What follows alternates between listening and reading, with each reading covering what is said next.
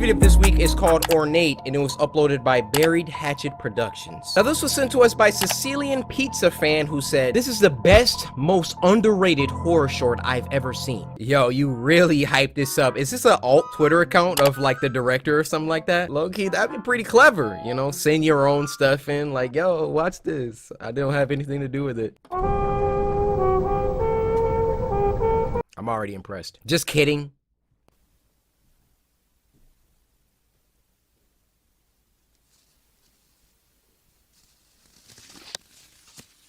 Yeah.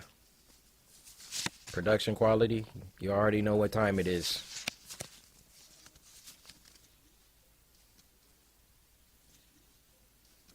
This is throwback. What y'all thinking? Like 30s? 40s? Mildly creepy.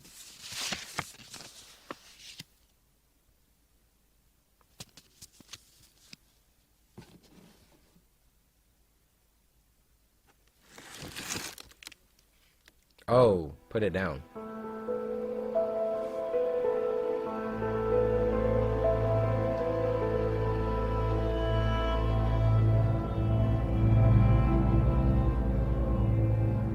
Y'all gonna keep holding this picture, or have you already put it down by now?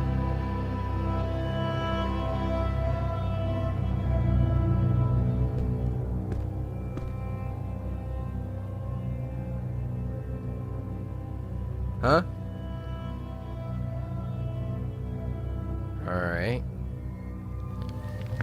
Oh! No.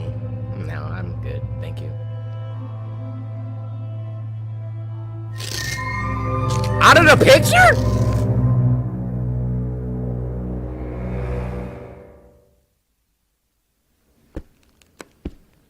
Oh. What? That is crazy.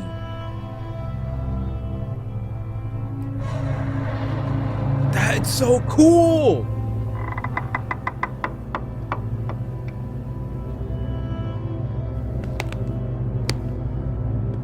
What would happen if you like took it to a mirror? That'd be crazy too.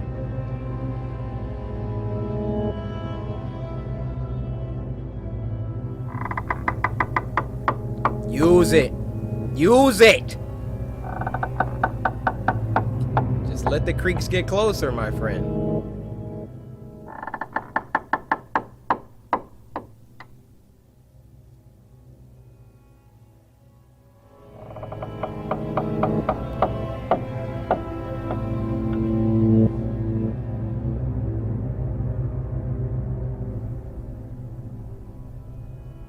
Dude, what? Why wouldn't you have used it by now?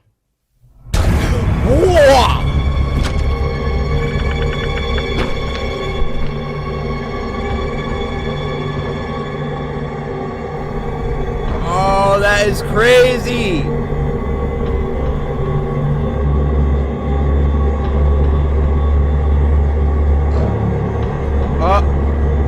Look the other way. Bro, what?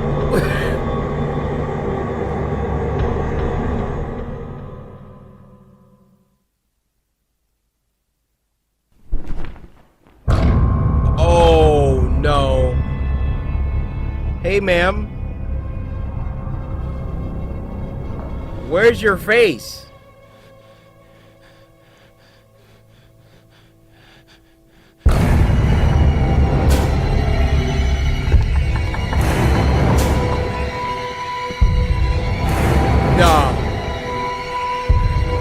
That speed walk is deadly. The antagonist standing there staring at you for a couple seconds, then just hit you with the meanest speed walk.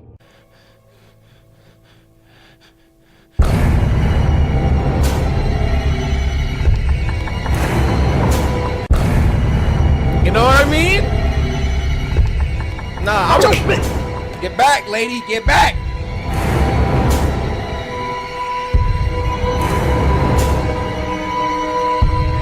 Bro, what's your game plan?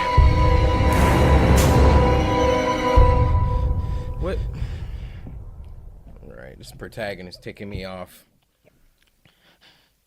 Swallow a little spit. All right.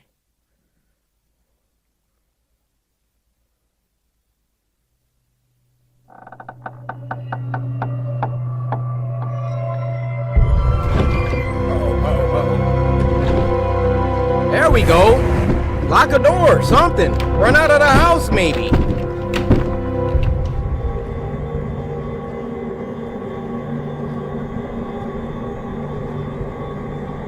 This dude about to back out of the window.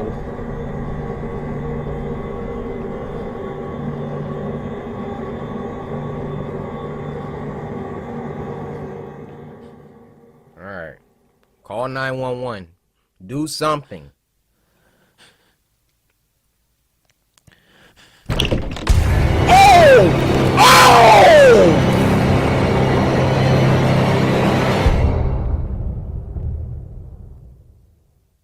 That caught me off guard. He about to be in the picture.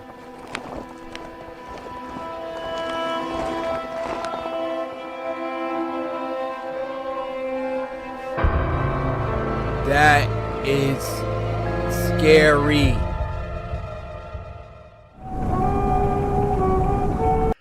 Yeah, Vincent Dormani, you caught me off guard with that ending. Swat reminds whoever picks up the picture next gets sucked in. However, what happened to that lady?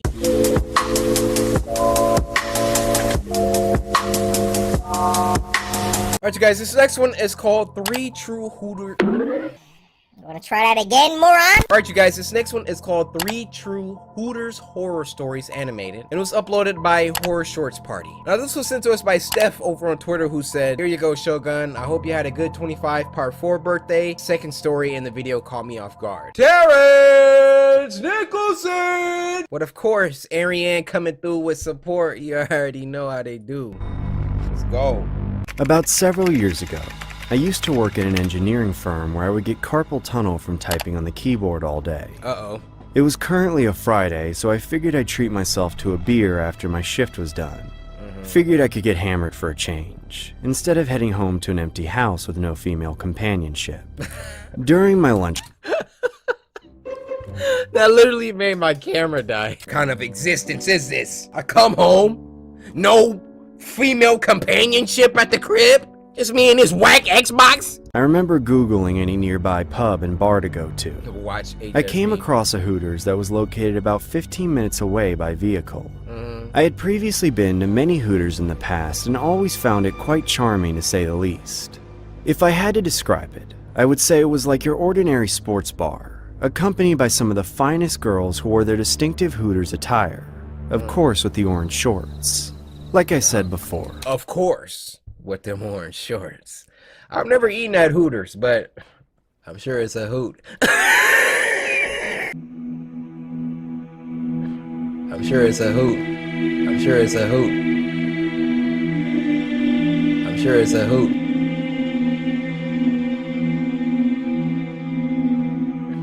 I'm sure it's a hoot.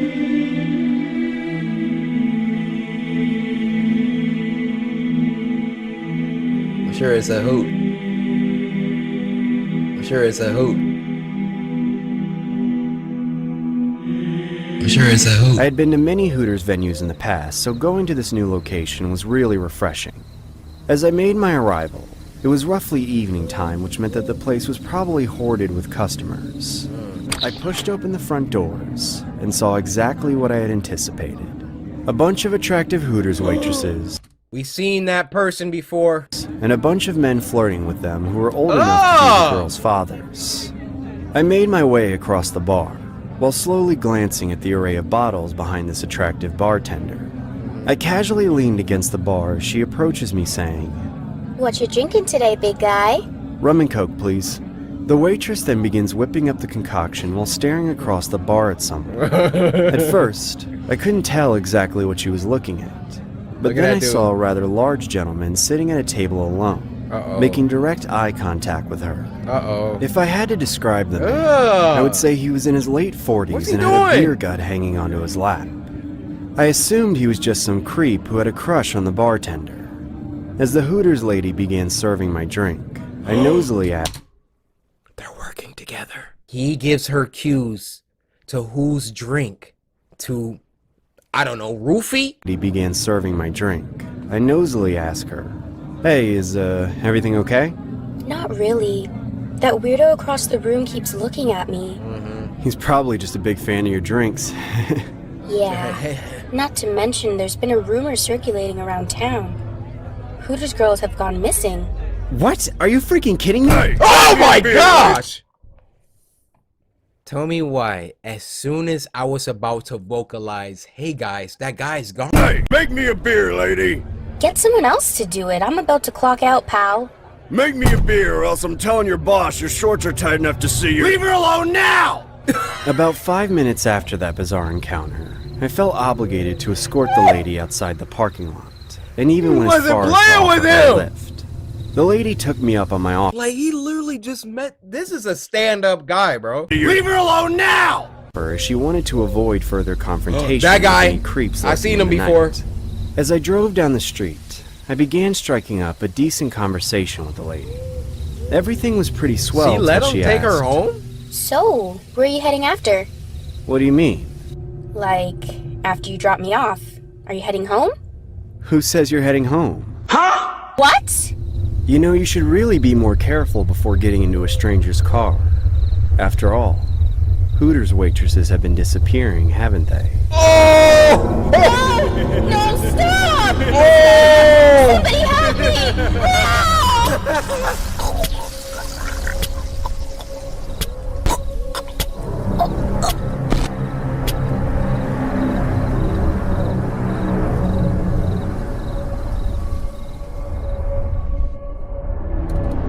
And that's why Horror Shorts Party is to go. I'm thinking like, bro, I know this guy just defended you, but you don't get in his car that quick. Look at his face right here. After all, Hooters waitresses have been disappearing, haven't they? Somebody ever hit you with one of these faces? Evade.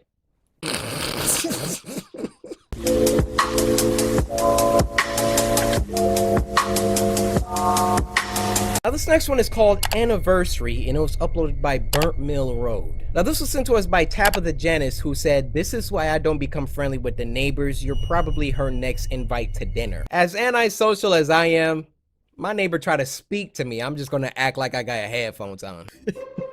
I'm gonna be walking by. "Hey neighbor, Corey, hey!" I'm gonna look over like, music, I can't hear you. But I don't even see any headphones. Oh my goodness. I like that intro thing. Uh-oh, they're hitting us with the feels. Hey. Hey. What? Why is she smiling? Oh. Is that like a late husband situation? Wait, what?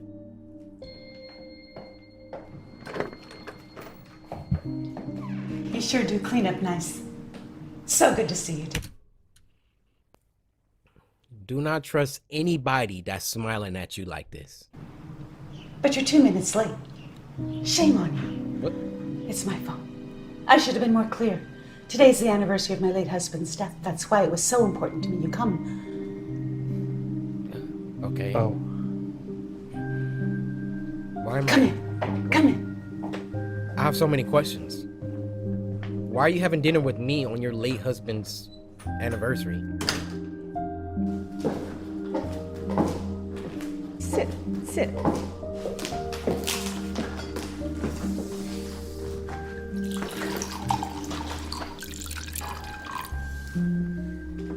Y'all saw the little camera angles? Okay. See, I see stuff like that. I'm tuned in. Why do I gotta look at this man while I I just eat? didn't want to be alone today. All right. It's too much to bear on my own. The weight of it. I'm certainly glad you're here. Me too.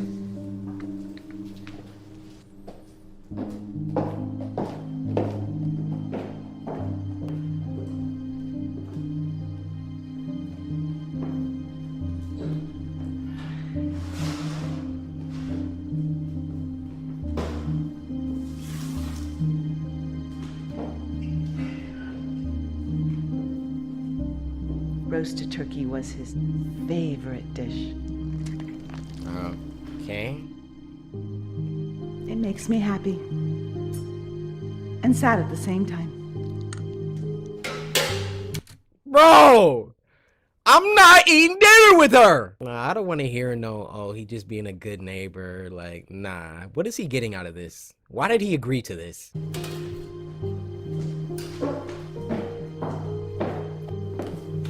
She is about to roofie this man and chain him up. Smells delicious, Miss Nettle.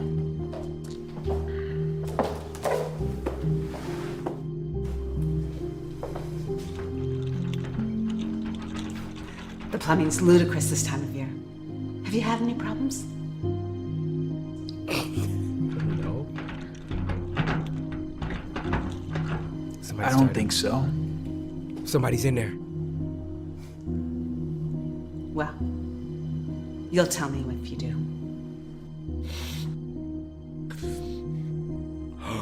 Oh! I told you! In his drink. I have to apologize to you, Jack. I haven't been entirely honest. You see, the man who lived in my rental decades before you arrived, he was my Arthur. That's how we met. He wasn't fond of me at first, but I persuaded him. Oh my! And we moved in together. See the home you live in now? It stayed empty for a long time.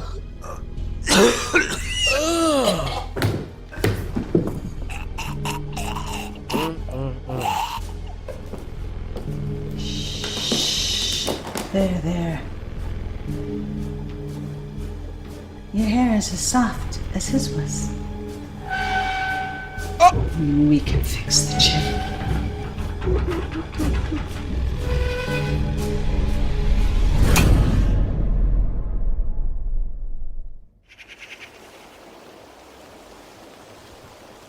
That reminds me, first of all, shout out to you, Jacob, of this movie. I think it was called The Good Neighbor. And it was like almost the same, or not really. It's about this guy that goes to a dinner party. Or he kind of stumbles into this dinner party with like a neighbor and like a bunch of stuff starts happening. Y'all need to watch that because this is kind of like that.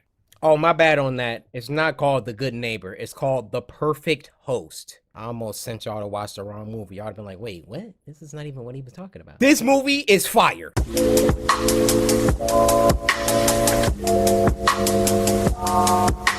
Now this video is called Curve, and it was uploaded by Short of the Week. Now this was sent to us by Octodog7, who said this one is really anxiety inducing. Y'all heard that, folks? Anxiety inducing. I'm about to be drinking my water like this. I just spilled a glob on my arm. Pause. Glob. Who even uses the word glob? Just give me a glob of that. You in New York, see one of those hot dog vendors on the corner. Hey, you want some ketchup with your glizzy? I'll take a glob. Hey, yo, what the fuck? Lodestone.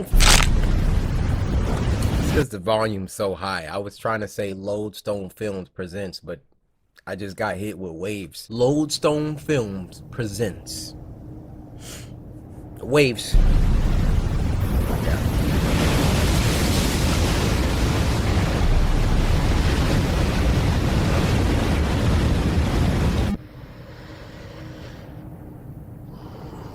Word.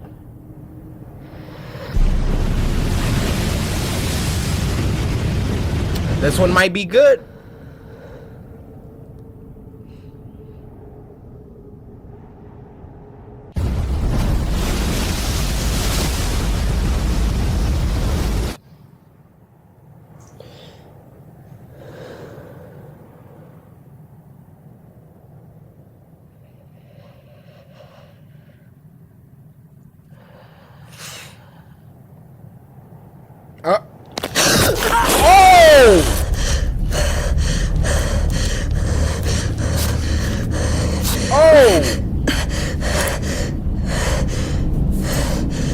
That is horrible! Nothing to grab onto! Uh-oh.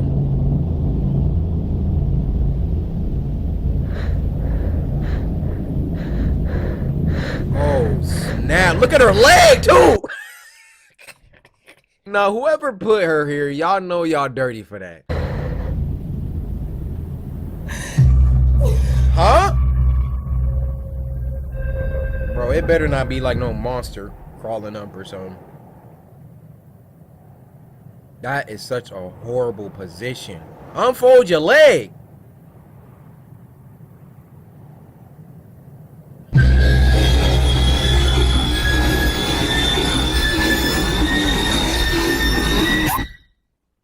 Oh, this about to be heat.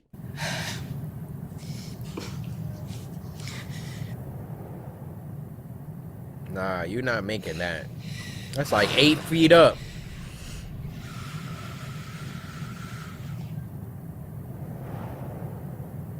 Oh, oh, oh. Hope you got some grip. Oh, she got Converses on? No.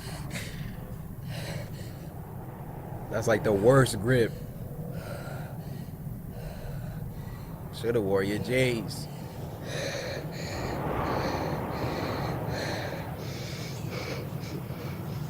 Ain't nothing to grab onto.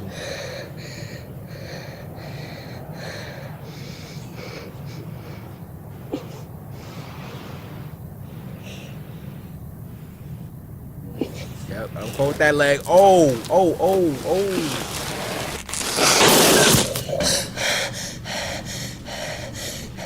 Good recovery, good recovery.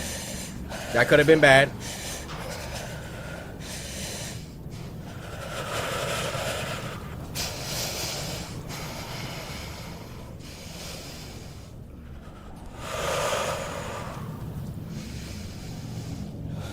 Good, she's breathing, not panicking. I'm liking it. That leg, I'm not liking. How is she bleeding so bad? What happened?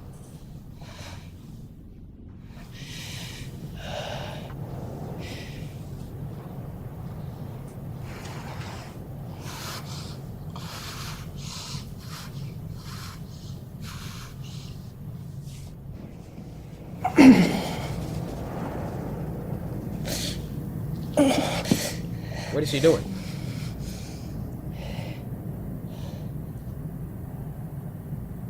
That wall did that to her hand?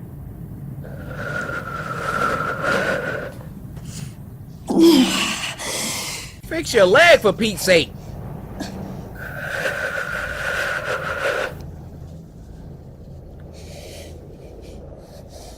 What's the strategy?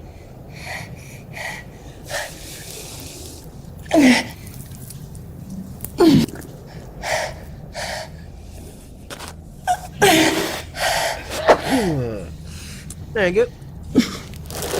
Oh, oh, oh. I don't like it. I don't like it. I don't like it. Okay. Alright. Do you, do you.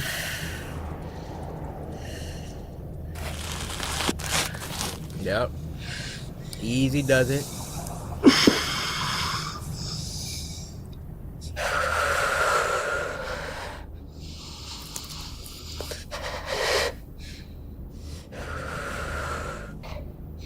Does that give you like extra grip or something?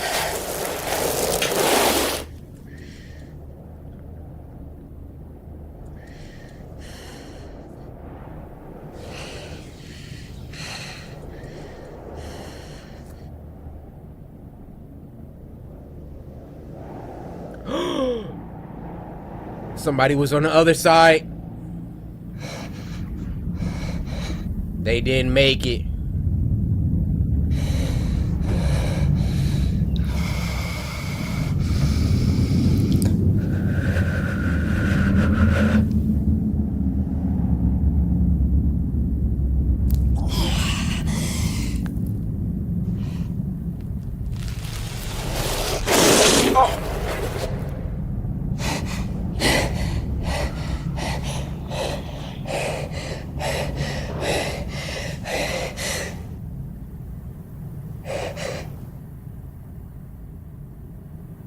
What?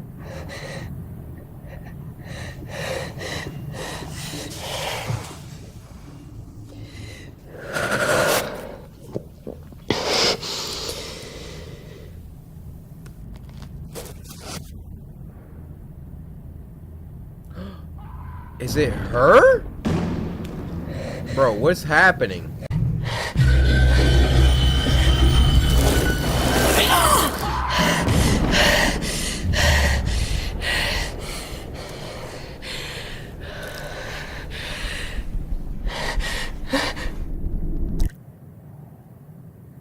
Rain? Oh my gosh. Are you serious? No way. You're out of there. Oh, you already barely had any friction? We adding rain to the mix?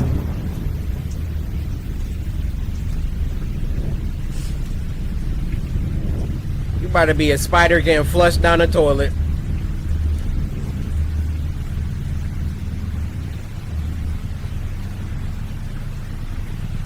Just don't even move. Oh boy. Oh boy.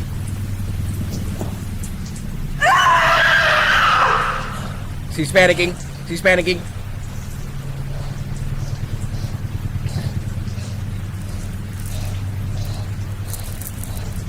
What is that?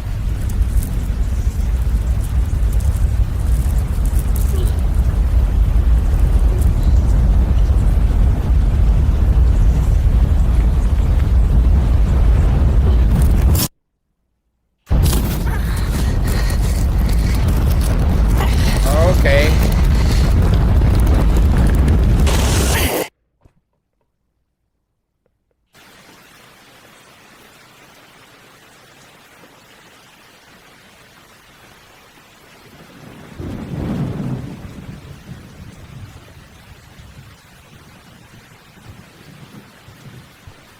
Tim, why you get our hopes up like that? I knew it was inevitable, but when she pulled off the necklace, I'm like, all right, what's she about to do? Get flushed down the toilet. That's what she was about to do.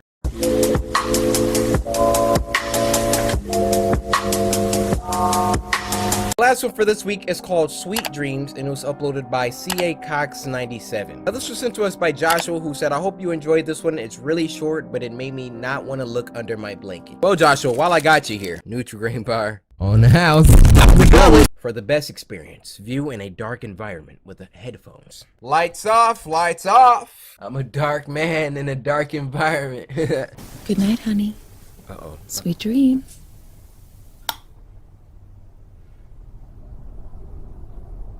There we go.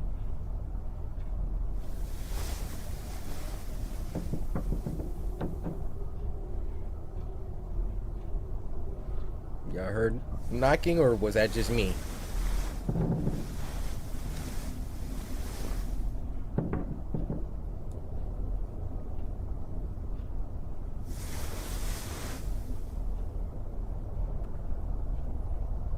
I can't see. What is back there?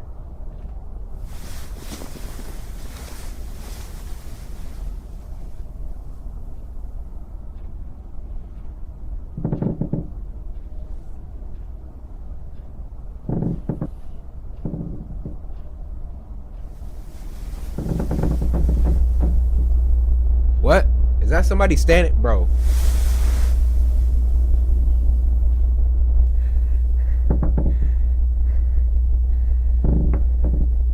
It is dark, dark. What?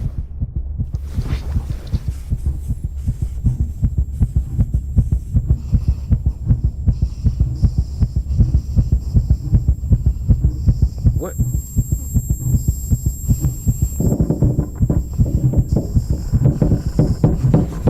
What is... Oh, here we go, here we go.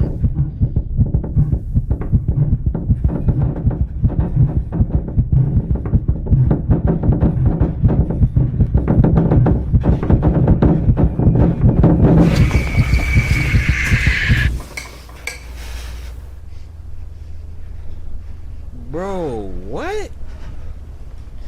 Is this 30 years later?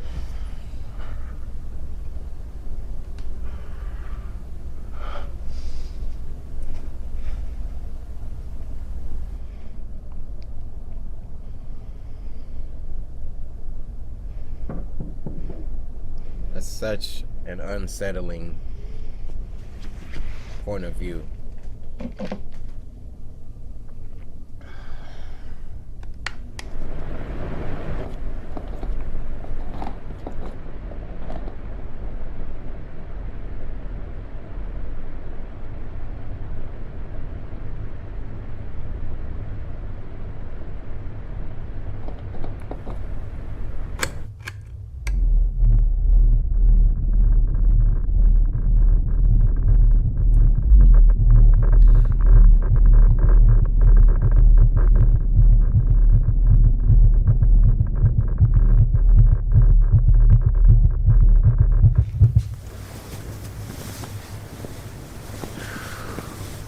is tense, guys. This is tense.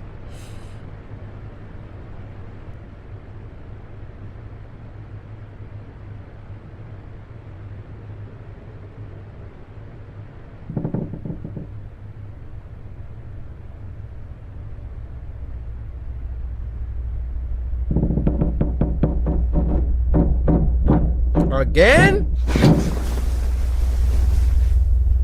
Oh, he not scared no more. Oh my goodness.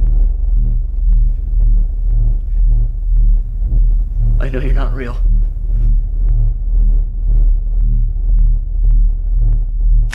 Oh.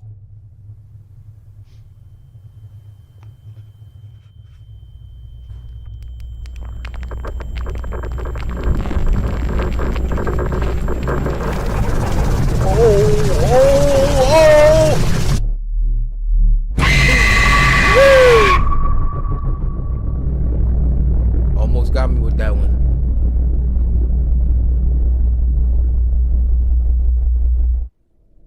Oh boy.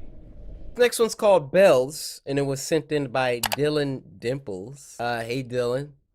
First of all, you don't gotta pull out the AK, alright? Who was you, Soldier?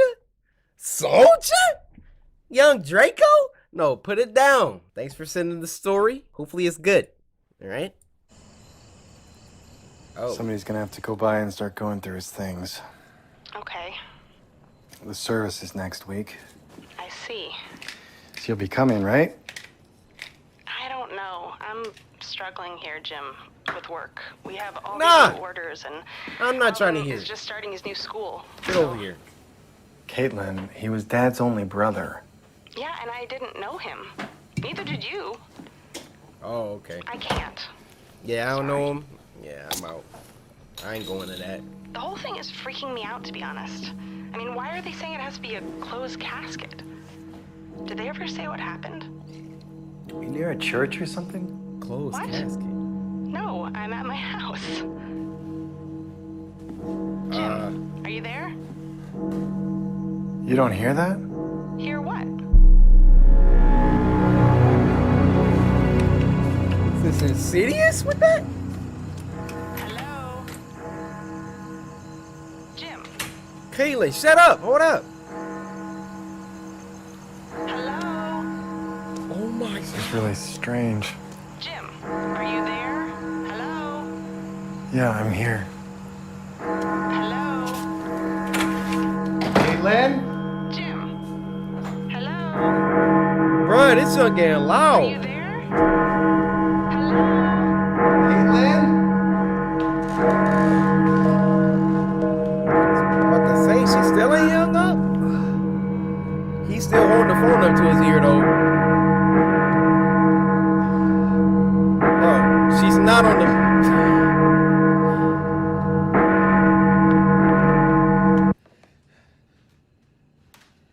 I was getting mad annoying.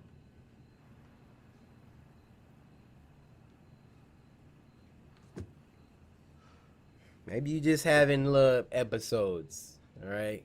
Your uncle just died. You ain't know.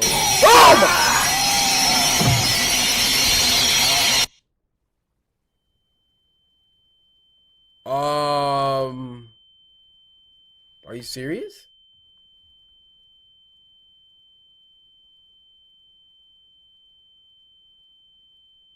Bro, get your back against the wall. Someone just threw in a sound grenade. Oh my gosh, I just farted. I am so... Guys, I am so sorry. In a sound grenade. In a sound grenade. I literally just twerk farted. I did. I'm sorry, guys. Hold on. Oh my. I just. Wow. This is embarrassing. I cannot believe I just gyrated.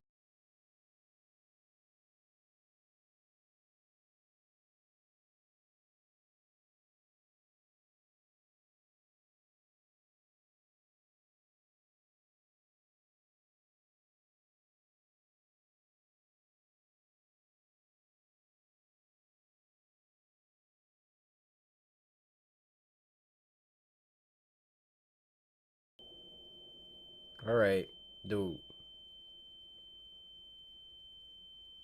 He is deaf. Get out of there.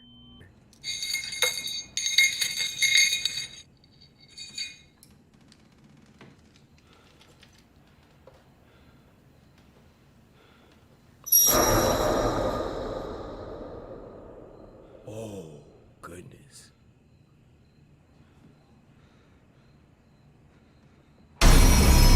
What is that?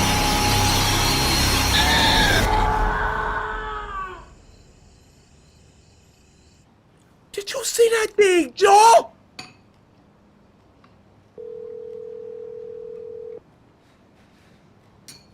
Now it's a call about her brother. Hey, it's Jim, but you just missed me. Leave me a message.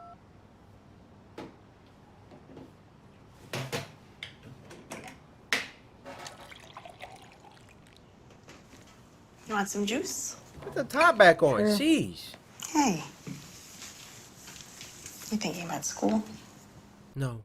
I'm thinking about the TikTok video I just made and how everybody's about to roast me. Daunting, but it's gonna be super fun.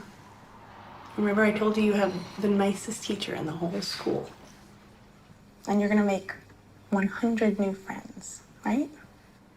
That's true. It is true. Oh, he's going to a new school and doesn't have friends. Man up! Sucker! I'm just joking.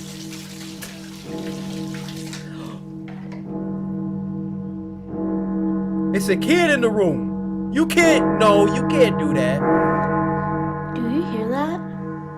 Hear what?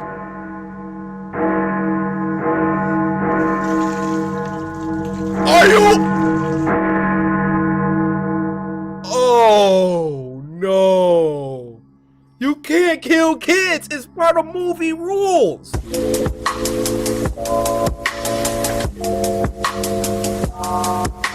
And the last one for this week is called Missing Halloween. All right, longest saved for last. This one's 10 minutes.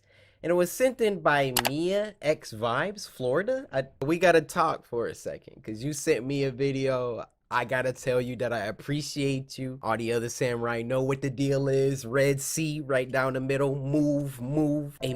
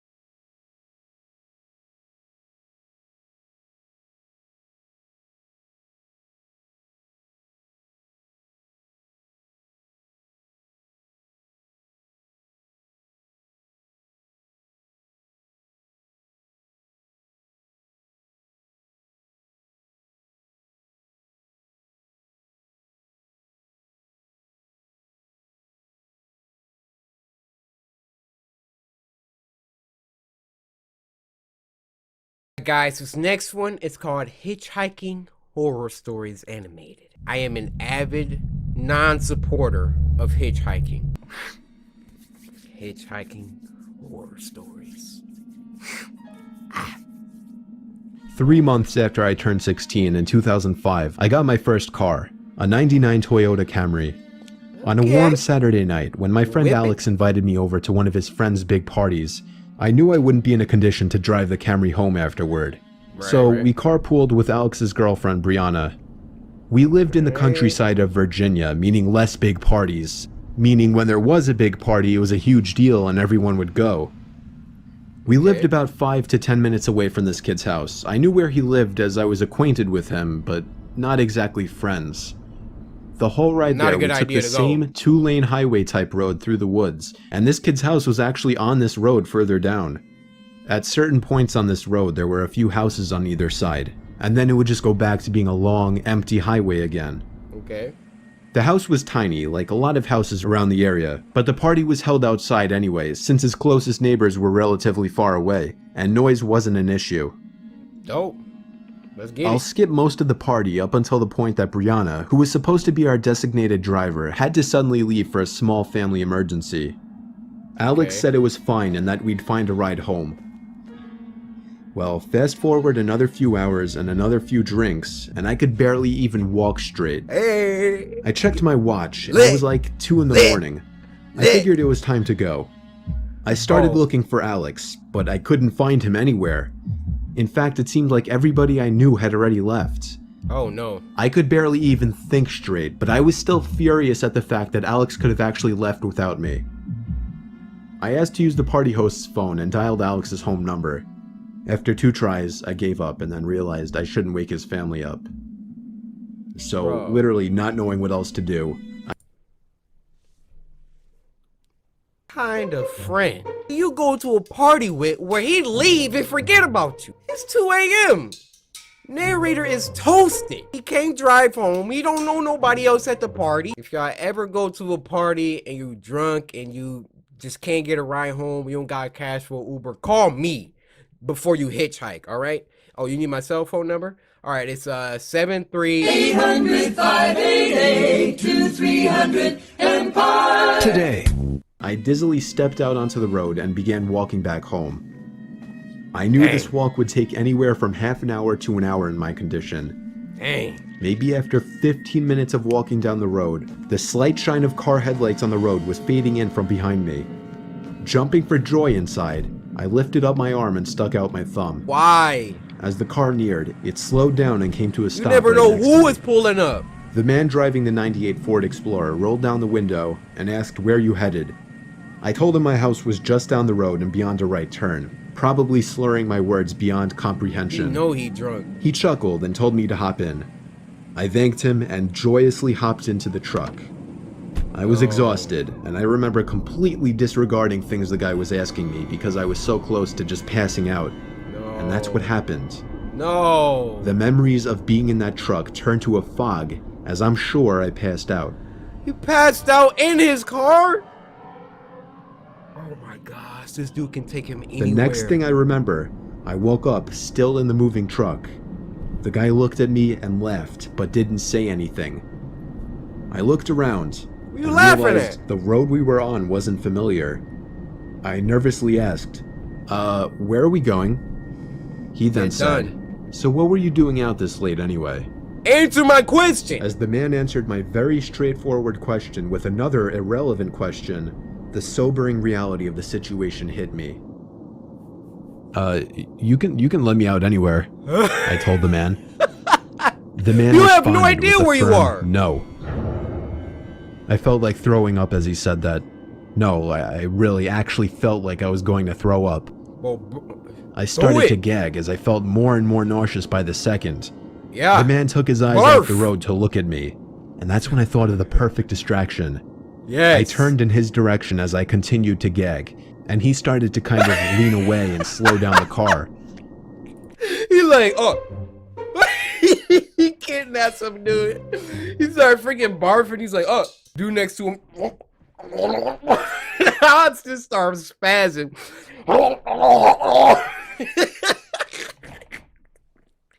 My dude be like, oh! Oh! Oh! Thankfully, I drank as much as I did because I finally threw up and made a point of doing it all over the man's lap. Yes! The man yelled in frustration and stopped the car, and that's when I took it upon myself to run for my life into the woods and duck behind a few bushes. He hit him with the throw up finesse. The man came following into the woods with a flashlight, and on 2 separate occasions, he shined the light straight over me without noticing. Eventually, I heard his footsteps walk even further into the woods past me. That was when I ran back to his truck, but unfortunately, he was smart enough to lock it. Oh, freak. By some miracle, I saw another car approaching in the distance, and I ran out into the middle of the street, waving my arms like a lunatic. Yes. The car tried to avoid me, but I wouldn't let it. They were forced to stop, and I yelled at them to help me before they came back. Once I told them that I was kidnapped by the man who was driving that Ford Explorer, the driver agreed to give me a lift. Not to the police station or anything, but to my house. I made it back safely, where I couldn't thank the driver enough. Thank you. I immediately woke up my parents and told them. My dad wanted to know if I got his tag number, and then I felt like punching myself in the face. I failed to get the simplest information from the guy that would have allowed me to actually properly report him. Dang. All I knew was that he drove a faded blue '99 Ford Explorer. I made sure to give Alex a piece of my mind, and part of me always held a grudge against him ever since, just for abandoning me at a party without telling me. When I see you at school tomorrow, you getting creamed. Take that as you will. I haven't seen him in 4 years now, however, and this was actually the first time I even thought about this incident for almost a year now. As time goes on, even the worst of memories may start to fade. But after writing this to share with the internet, it's once again fresh in my mind.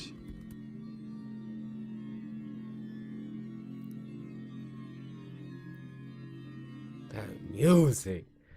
Yo. Clap that up. Llama Arts and Mr. Nightmare, which I learned is the narrator, or the narrator. It's like a 2-hit combo. Mr. Nightmare is dope at the freaking narration, and then Llama Arts just brings it to life. Y'all want to do one more? All right, let's just do one more.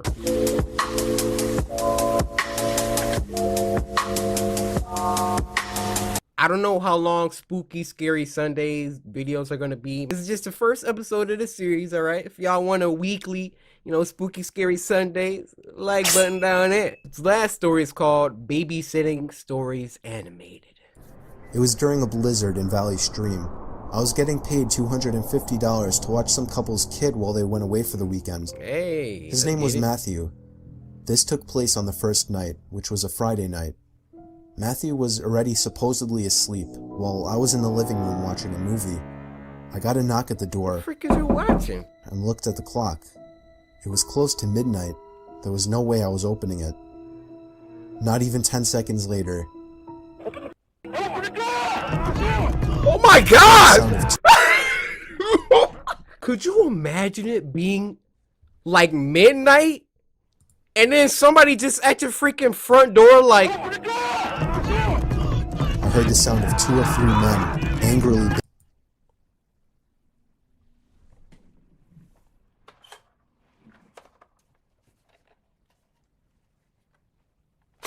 10 seconds later... I heard the sound of 2 or 3 men angrily banging on the door, telling me to open up. I felt like... How many doors is out there? Stop. I took a peek through the blinds, and there was somebody standing right on the other side of the window. Oh my god! I fell back in fear, and after managing to get back on my feet, I ran to the kitchen phone first thing to call the police. They said because of the weather, it could take a while for an officer to get here. I was told to take the child and hide somewhere until an officer arrived. They wanted to keep me on the line, but I wasn't thinking clearly in the heat of the moment and hung up. However, it wasn't until I ran through the living room that I realized the banging had stopped. What? I took a second peek through the living room window. Nobody was there now. Oh my gosh, where are they? Oh! I heard the sound of glass shattering from a few rooms over. My knees started to feel weak as I realized they had just broken the window and were about to climb into the house. I had to run to get Matthew. I couldn't just leave without him. Of course, when I got upstairs, there was no time left to run back downstairs, as I already heard footsteps and laughter coming from downstairs. Oh my God. I covered Matthew's mouth with my hand as I ran with him into his toy closet. A few minutes dragged on to what felt like half an hour as we sat there in the dark closet. Matthew began to squeal as footsteps on the carpet reached the outside of his bedroom door. There was more than one person. They came inside. No. There weren't many places to hide in this room. Oh my gosh. I was actually reflecting on my whole life, so sure I was gonna die. We heard the sound of a police siren outside, even from in the closet, and then I heard one of the men in the room mutter, "Aw, shit." I opened the door back up as I heard at least 3 pairs of footsteps hurriedly rushing down. The police got there in about a hot 7 seconds. Let that have been Detroit, Michigan. Good luck. We'll be there in about 45 minutes. Stairs. They didn't get far, as the police later found their footprints in the backyard, leading to our shed. There were 5 men in total, and they were all arrested. 5? Oh, this one is creepy. Why, his name is Maxie. I already know. This next one is called The Worm, and it was uploaded by Don't Walk Home Alone After Dark. Now, this tweet was sent to us by Elizabeth, who said, "Hope you are having a content day. This video is one of the best animation horrors I've seen from last year. My brother says hi and stay awesome." Well, thank you for sending it to me, and tell your brother I said what's good. Okay, hopefully this is not copyright. I'm gonna have to change the music out. Yeah. See, I love music like this. This is the kind of, you know, guys, we got this thing where it's like, we always gotta act like we listening to like hood rap music. High key, this would be in my headphones. Hey.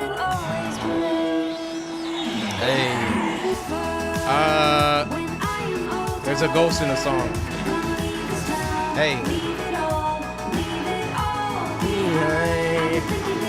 I've been thinking it over. There's a ghost in the song.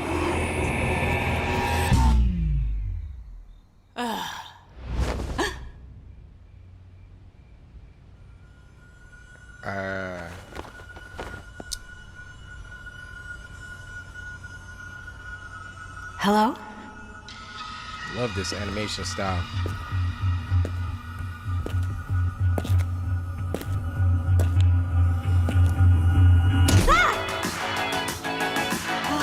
I'm thinking it over, girl, where we... The song is cursed.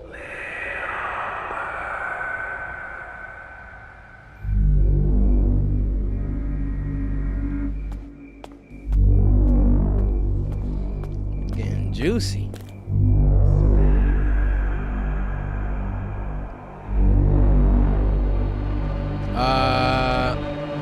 Those weren't street lights.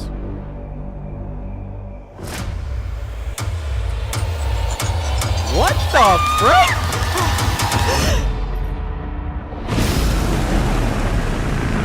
She having a nightmare. She having a nightmare. No. No. It's the King Demogorgon.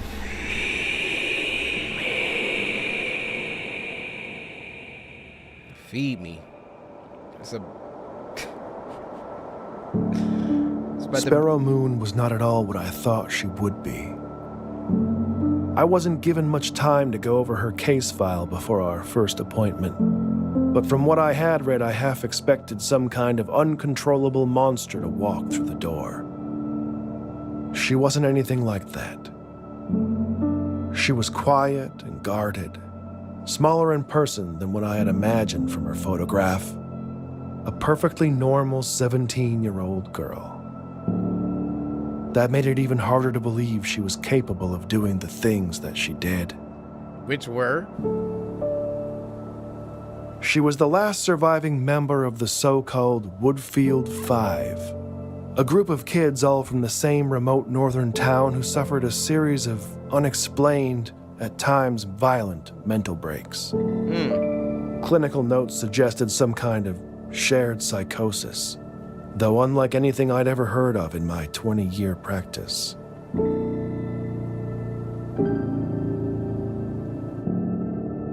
By all accounts, Sparrow had an unremarkable childhood. No indications of behavioral difficulty, good grades in school, active social life, no group psychosis, huh? As we can see, what's her name? Sparrow Moon? It's a cool name. There she is there. Look like they got like the Scooby-Doo gang, except there's a black.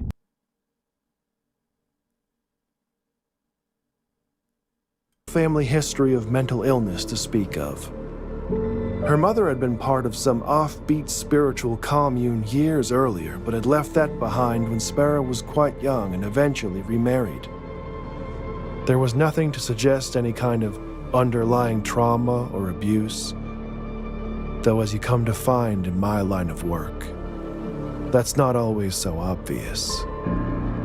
The only path to understanding what really happened in Woodfield was Sparrow herself, and that would prove more difficult than anyone anticipated. What does that say? What the heck? Spasmegalophobia? Somnophobia? All right, let's do some searches real quick. Okay, somnophobia is an irrational and persistent fear of falling asleep. Oh, that would suck. That's what the people from Nightmare on Elm Street would have. And then we got spasmegalophobia. This is a real thing?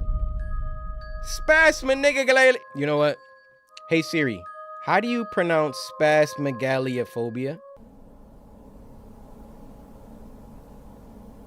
She didn't even know what I just said. Spasmegalophobia is a specific phobia that involves an intense and irrational fear of broken glass. I'm trying to figure out who came up with the spasmegalophobia part. We couldn't just say glass phobia or something? Broken glass phobia? I learned very little over the first weeks of our sessions together. Sparrow was often uncooperative, careful never to allow the growing familiarity between us to weaken her resolve. I was not as strong. I became unreasonably attached to her. The endless medical diagnostics revealed nothing we didn't already know. She barely slept. The scratches on her arms were self-inflicted. And aside from high blood pressure, she was physically healthy. No one was certain about what exactly was wrong with her. And she was getting worse.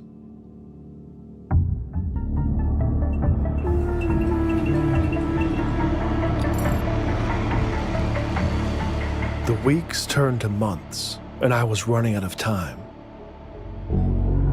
The courts had determined that unless I could demonstrate conclusive progress in her treatment, Sparrow would be transferred to an isolated psychiatric ward and out of my care.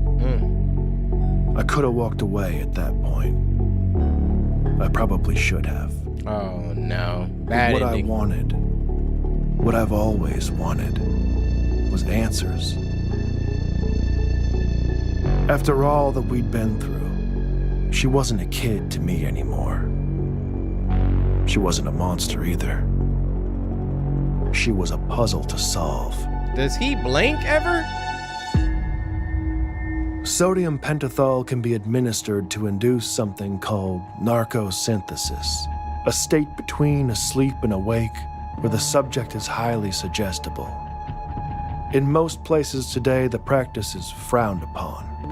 Normally, I would never consider such a treatment, but given the circumstances, my options were limited.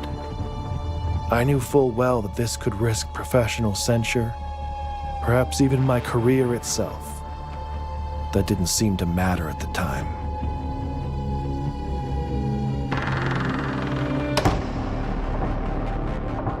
After the injections, Sparrow was brought to my office.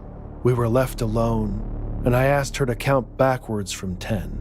Though before she even got to 5, it was clear she knew something was wrong. Her breathing became shallow. and her eyes darted around rapidly.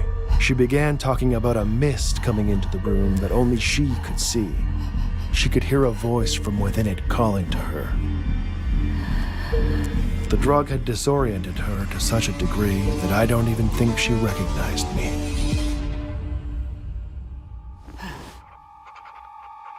Sparrow's small size and chronic fatigue made the dosage I administered tricky. She drifted in and out for several minutes. When lucid, I redirected her, asking if she could tell me what the voice she heard was saying. Feed me. After a long pause, she finally whispered, "Little bird." Little bird. At that point, Sparrow was not interested in answering any of my questions. She just spoke, and I listened. She said that it knew. It knew that was what he used to call her. The old man. But the voice wasn't a man's. It was something else. She said it comes with the mist, that it takes things from you and it grows, adding to what it's taken from others. It eats you from the inside. She didn't know its name, but called it the worm. The worm. As Sparrow lapsed into unconsciousness, I was left with more questions than answers. I arranged to have her return to her room and resigned myself to the idea that I might never get the chance to understand the truth. That I had failed. I destroyed the records of our last session to prevent the review board from finding out what I had done. It was over. Or at least, that's what I thought. Uh-oh. Uh-oh. It was that night the dream started.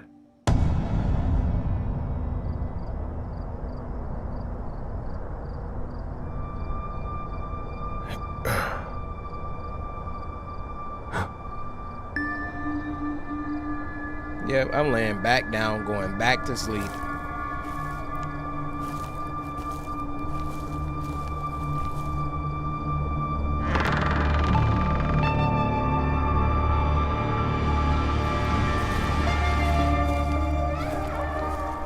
Just walk in, no questions asked?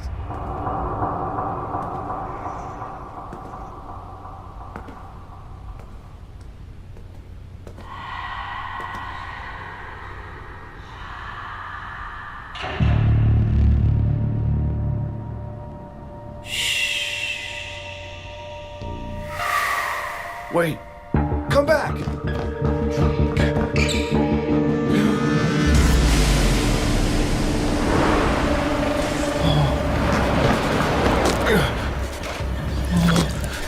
What? Oh.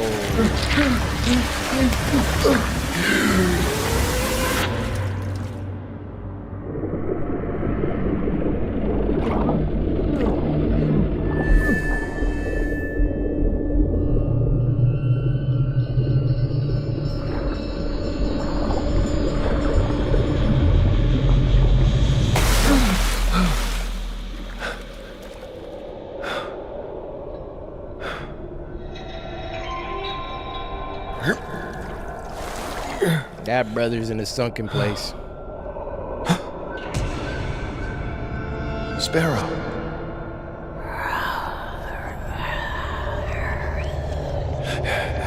What? Doctor, I'm so hungry.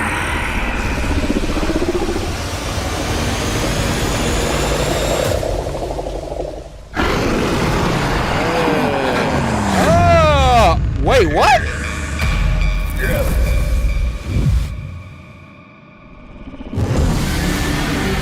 Oh! That was crazy. Just threw him up to gobble him up? Every time I go to sleep, it's the same. It doesn't really matter how the dream begins. Eventually, the mist will come. And with the mist, always comes the worm. Just like she said it would. You can't run. That never works. It won't let you. The best you can hope for is that you wake up quick, before it begins to feed. Hey. At first, I told myself that it would go away. It could be a simple anxiety-induced aberration brought on by the stress of dealing with the case. But it was soon obvious that wasn't it. The nightmares didn't stop. I couldn't sleep, I couldn't eat. It wasn't long before my colleagues began to take notice. Things got so bad I had no other choice. I called in every favor, pulled every string I could, and arranged access to Sparrow at her current facility. I needed answers more than ever. And she still had them.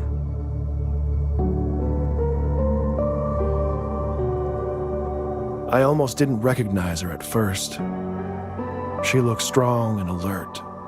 A stark contrast to the tired girl that I had spent all that. Yeah, because she passed it to you, you idiot. She doesn't have the worm anymore. Look at her. New haircut, eyes open, alert. You wanted to dig so bad and get that trauma up out of her. Mission accomplished. Now it's on you, pal. I'm with. I didn't have to ask any questions this time. Just by looking at me, she knew all too well what was happening. We sat down, and Sparrow Moon gave me what I needed. How do you pass it to the next person? The worm is some kind of parasite. A pathogen, an ancient thing passed from host to host, manifesting in their dreams, feeding on their deepest fears. It will not stop, always hungry for more. It won't kill you. It doesn't want you dead. It wants what any good virus wants. To propagate. To be passed on. To be fed. Sparrow tried to hold it inside of her, to protect others. She thought that if she could fight it long enough, it would die with her. She passed the worm to me the same way that it had been passed to her.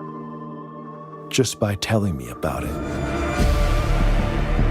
Wait. He just told all of us about it. We got the worm! I want to apologize about that little outburst. I don't know what that was. You have to believe me. I am sorry for this. Now that I've told you, I don't know when, but sooner or later in your dreams, the mist will come. And with the mist, always comes the worm. Okay. First of all, yeah.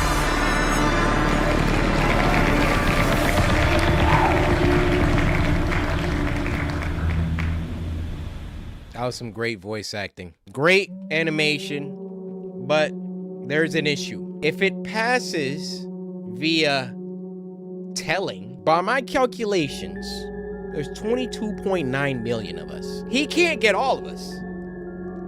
So one of y'all out there, one of y'all got the worm. It could be me, it could be you. Yeah, I'm talking to you, Tom. Or you, Vanessa. Yeah, I know your names. It could be any one of us. So on tomorrow's video, I need y'all to comment because y'all gonna be going to sleep tonight. Did the worm visit any of y'all? Let me know.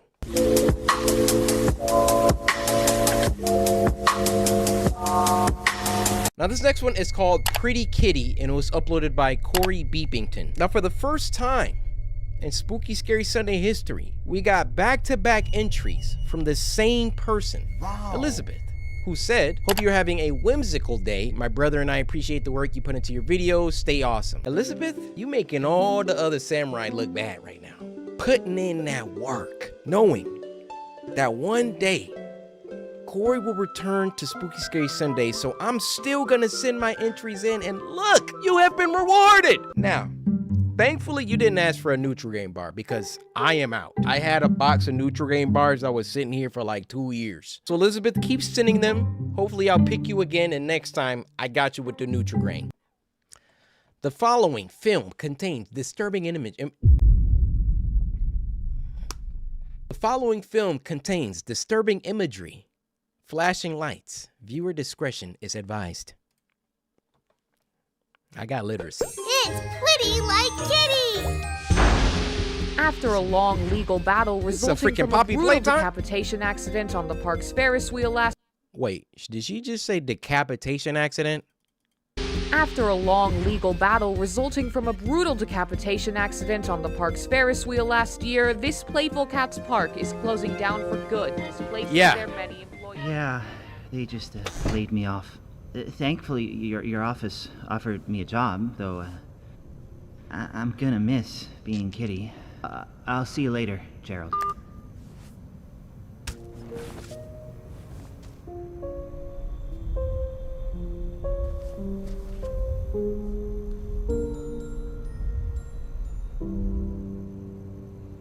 Oh, that won't do. Introducing everyone's favorite furry friend! Pretty Kitty! Huh? Casey! What are you doing? Oh, Casey, you know by now you'd rather be doing something more fun, like riding your favorite ride. Are you serious? This thing was going to be the next lawsuit. Yeah, that's what made it fun. You can dance, sing, and make every... This guy right here, Cory, zoom in. Either he ate some bad Taco Bell last night, or he needs some type of medication. One of the two. Everyone smile. But no one really came to these shows. And when they did, they came for you. What the? Back up. There's only one Pretty Kitty. And if you leave, you'll never get to bring this much joy to anyone ever again. Those were real people. You know what you really want to do.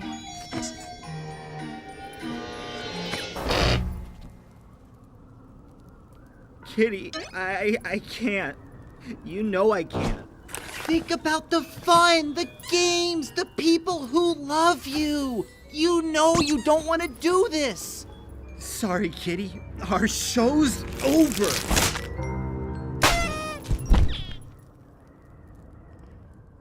Good riddance. Throw it down. How man. rude. Never mind. I wasn't done yet. Do you really want to spend the rest of your life all boxed up? No more fun and games?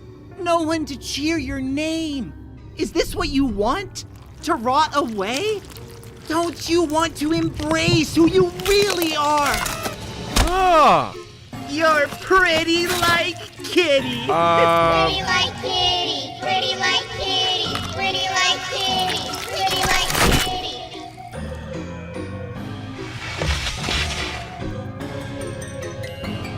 Oh no, oh no, oh no, oh no, oh no, oh.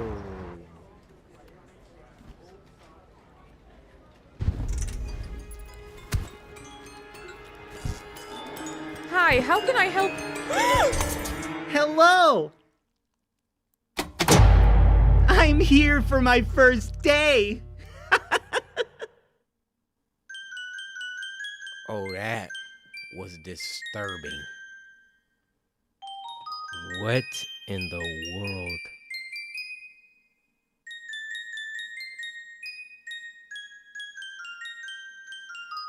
Bro stitched the costume into himself. Absolutely nuts.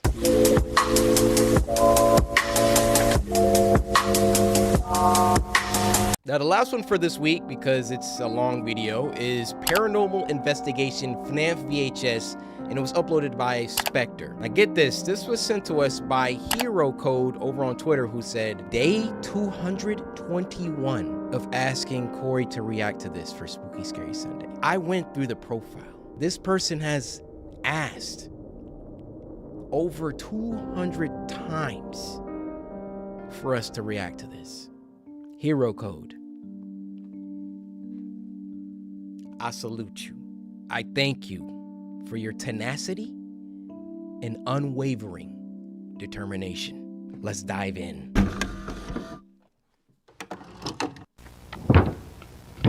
Alright. Got a bit of an unusual call today, but a job is still a job, I guess. I got a call from a kid's restaurant manager saying that they've been experiencing some weird paranormal activity. Let's see. The place is called Freddy Fazbear's Pizza. Normally I'd get called in the place. I'm not gonna pause a lot because this is literally 20 minutes. But are y'all ready for the FNAF 2 movie coming out? I can't wait for it myself. Or abandoned or at least old buildings that are at least a century old. But the strip mall itself looks pretty new, and the manager told me that this particular location was opened roughly 5 years ago. Okay. He mentioned that these activities are interrupting businesses and that they might have to close this location and reopen it elsewhere if I can't figure out what's going on. So that was on one breath? A few things they told me. That's a long So sentence. let's see here. Alright. They've reported that mysterious and disembodied voices can be heard all throughout the restaurant. Company property, particularly the animatronics themselves, will often move around the restaurant during the night, even when the power to the building is shut off completely. Sometimes said property will mysteriously disappear, and then reappear a day or so later. And then this is one of the incidents they were telling me about, where basically a bunch of kids came running out of the bathroom crying because they saw, quote, someone else staring at them in the mirror, and that they were speaking in a language they didn't understand. A few employees will often feel a tense presence when working on or next to the animatronics, particularly at night. Night shift workers have reported seeing children, usually one at a time. Thank you. It was building up for a while. Number 2. I'm trying to figure out where on the page this man is reading. I think this is super cool. I don't know how they're doing this, where it's like I don't even know how to describe this animation or what this is, but very, very cool. At a time, walk around the restaurant after hours when the doors are locked. When they go to assess the situation and figure out how the child accidentally got locked in, they are nowhere to be found, and some have even disappeared in full view of a few employees. When checking the security camera footage, these children seem to range in age and sex, but will consistently look between the ages of 6 and 11. And that's all she wrote. So, that was the last based off sentence. that information alone, my guess is that this is some sort of poltergeist. It does sound like there may be more than one in the building, but of course I won't know that for sure until I can hopefully make contact with one of them. Zach The thing is, Bagans, if no we one's need been you. possessed or has died yet, then it seems these entities may not be violent or demons or anything like that. These very well may just be the spirits of actual children who are maybe just lost and obviously confused about what's going on. But again, won't know for sure until we're in there. Alright, I believe that's everything I need. Yep, that's everything. Alright.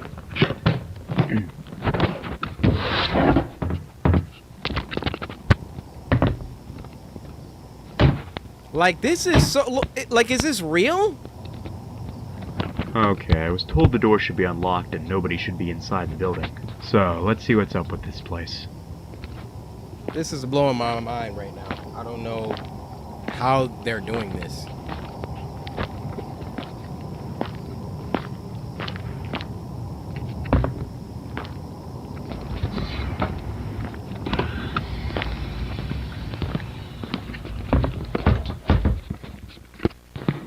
Okay, so the power to the building should be cut entirely. Alright, that seems to be the case.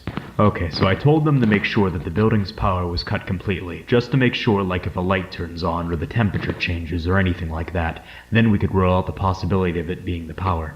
Also, we need to make sure that it's not messing with the EMF reader. But of course, this unfortunately means that I have to work in the dark.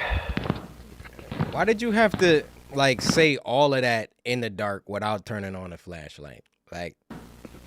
Alright, let's get the EMF reader out and let's see. This is the craziest Well, animation. okay. So I was told that all of their animatronic characters should be on stage and shut down, and there seems to be one missing. I was told there's a bear, a bunny, a chicken, and a fox, and it doesn't seem like the bear one's on stage. Probably shouldn't jump the gun just yet, though. Maybe one of the employees forgot to take him out of storage or something. Regardless, let's go ahead and get set up here.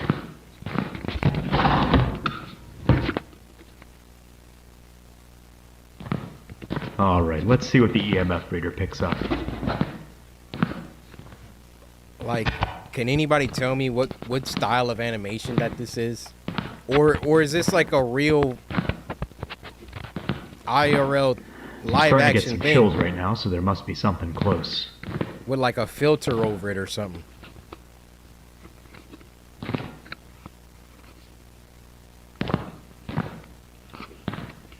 Getting a few blips here and there, but nothing pretty substantial yet.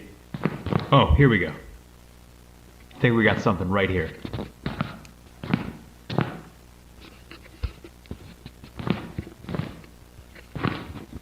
Dude, turn the flashlight on. Yeah, it seems to be in this area. Let's go ahead and set up the spirit box then.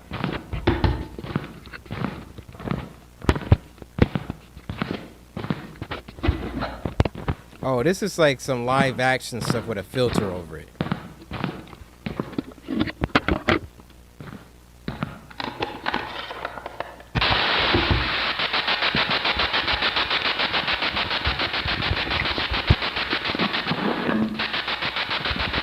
Everybody like, help me. Alright, if there's anyone in the room with me right now, please make your presence known. Here's my guess, right? They be messing with them spirit boxes and stuff. And you just hear like, help me. Something's about to be like, either feed me, help me, save me. Something, one of the three. I mean you no harm. I just need to know if anyone can hear me right now. You can either manipulate something in this room or attempt to speak through this device that I've set up for you. My name is Sean. Can you say my name back to me? Sean. Whoa, here we go. Sean. Okay, just so I can make sure that wasn't a coincidence, can you say my name again? Sean. Alright, thank you. So now that I know that I'm speaking to someone, can you tell me your name?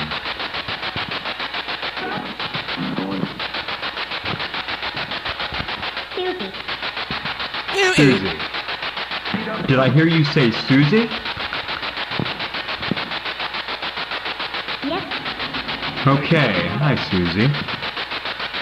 Is there anyone else in the room with me right now, or is it just me and you? They're here. They're here? Who's they, Susie? What are their names? Do you know their names, Susie? Relax. Alright, well if you don't know, that's fine.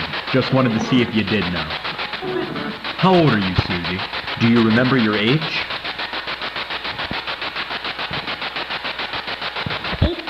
8. Okay. So you must be one of the children that I've heard about. Alright, Susie. I guess more to the point. How did you die?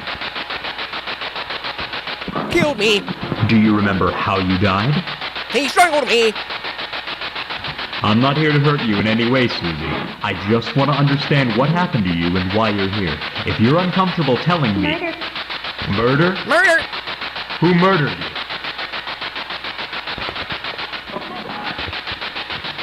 Do you remember this person's name?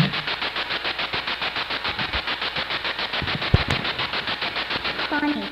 Bunny? You were murdered by a bunny? Maybe she meant Donnie? Like a Donald? Yes. Wait, was that a yes? Alright then. How did this bunny kill you? Knife. A knife? Susie, was this a person dressed like a bunny? Yes. Holy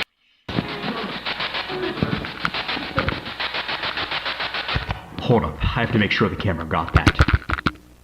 Okay, holy shit. So there might have been a murder or something that happened here. Restaurant owners said that they had operated here for 5 years straight, and the paranormal activity didn't start happening until after this July. So this may have been something that happened pretty recently. But I have no idea what that actually means, though. Maybe an employee decided he or she had enough, maybe some crack job snuck in here with a bunny suit on, or maybe the spirit's just lying to me. I have no idea.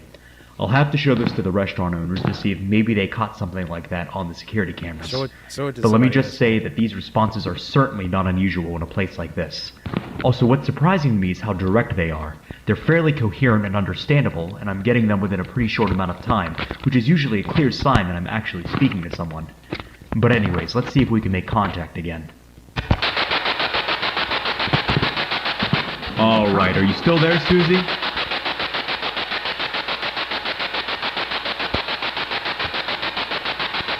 Susie, can you still hear me?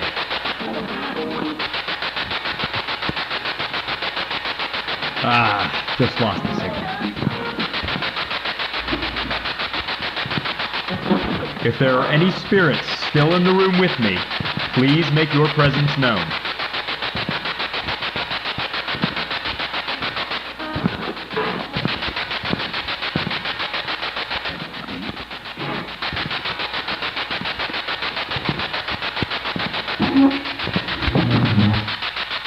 I don't know if the camera caught that, but I think I just heard a chair move. Look, right there. That's at least where the sound came from. It's right next to my flashlight, too. Did someone just pull this chair out?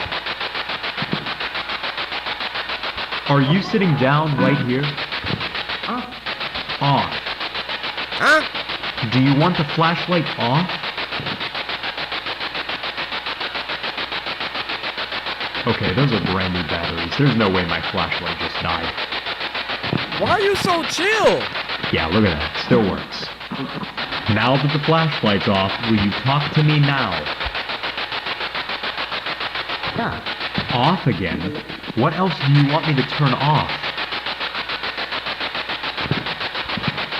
Spirit box. Noise. Noise? You want me to turn the spirit box off? If I turn off the noise, will you talk to me? Alright, let's go ahead and turn the spirit box off for now. Alright, I turned the noise off. Whoever you are, I'm not trying to hurt you. I just want to have a conversation with you. Can you tell me where you are right now? The f*** is that noise? What the f*** is that? Hello?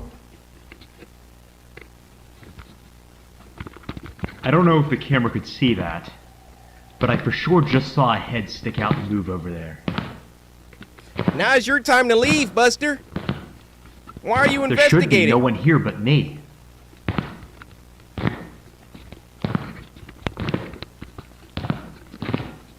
So I'm gonna have to rewatch the footage to get a better look at whatever the hell that just was. Yeah, But it looked like a couldn't see silhouette of a person standing next to these pinball machines. This person definitely wasn't as tall as me, so maybe it was an apparition of one of the children the night guards keep.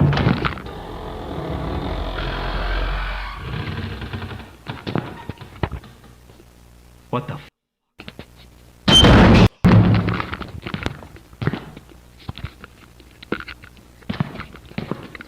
My scream didn't even come out. Look at that. Now it's locked. Is the other one locked? Yeah, the other one's locked too. Well, I was gonna do some stuff in the bathroom to see if I could get the spirit the kids saw to reveal itself, but it seems like the spirit isn't a fan of that. You got no So maybe I fear could in come his back heart. tomorrow or something and see if the owners can unlock the door again and maybe take off its hinges so there won't be a door for the spirit to lock, you know? Yeah, Anyways, I seriously need to check the footage because I need to make sure the camera even got what I just saw a moment ago. Alright, so it looks exactly what I saw, which was pretty much a shadow apparition of someone. It also looked like it could be a small kid, maybe, which would make sense if it's one of the children that the night guards were talking about. That just leads me to believe, you know, a lot more than I did originally, that maybe more than one spirit's presiding here. The voice that kept saying, off, sounded completely different than the first spirit I talked to, so I don't know. Let's go ahead and turn the spirit box back on. See if we can get anyone else here to talk with me, and also see if any other activity will happen tonight. If not, then I'm probably gonna call it quits for tonight. Holy sh**. Hello?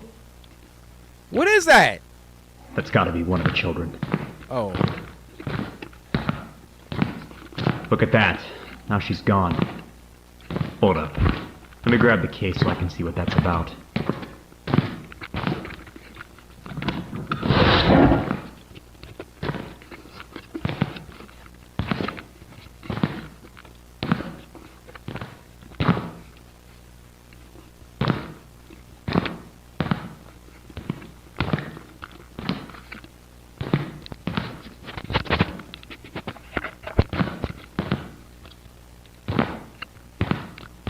Oh. Huh, well, I guess that explains where you were the entire time. This is so small. I'm having a bit of a hard time believing you were left like that, though. I want to at least try to do a session with one of these things, so I guess now's a better time than any to see if these spirits are in fact controlling the animatronics themselves. Oh, it's Going in with the big guns now. Gonna set up an ovulus for this session. Q&A mode. So hopefully I can get some clearly spoken words. Alright. Is there anyone in the room with me right now? Anyone who'd like to communicate with me? I of course mean you no harm. I just want to know if someone else is in here with me. I can't stand how dark it is. Did someone here move the... I am. You are? Okay, good. What's your name? Gabriel. Gabriel. Alright. Hi, Gabriel. Can you tell me roughly where you are in the room? Bear. Bear. So you're saying you're in front of the bear? Inside. Inside. Inside. Are you the one who moved the bear in here? Gabriel, why are you possessing the animatronics here? I'm not gonna assume you're Trapped. doing it... Trapped? You're trapped inside that thing? How did you get trapped? Gabriel, I know this may be uncomfortable for you, but I can't help you unless you answer my questions. How did you get trapped in that thing? Okay, well, if you're still troubled by what happened to you, then I guess we can skip those questions. If it means you'll keep talking to me. Okay. Do you remember how you died, Gabriel? Murder. There it is again. Murder. That's exactly what Susie said. Do you remember who murdered you, Gabriel? Him. Him? What do you mean him, Gabriel? Do you remember his name? Gabriel, whether you're trying to or not, you're causing a lot of problems for the people who own this place. Now, if you help me out... He must die. Will pay. Oh, nah. I assume you're talking about your... I'm walking the freak out. Matter of fact, my black behind not even in the building. I'm at home playing Oblivion Remastered. That's what I'm doing. They can have a restaurant. Y'all can have it. I would pay the property taxes on it. Y'all animatronics just live here and gather, hang out, you know. There's some frozen pizzas in the back. Y'all got it. Killer. I don't know if I'm going to kill him per se, but I'm willing to find him and make him pay for what he did to you and Susie. Now just tell me what you remember of him. Did you catch a glimpse of him, maybe?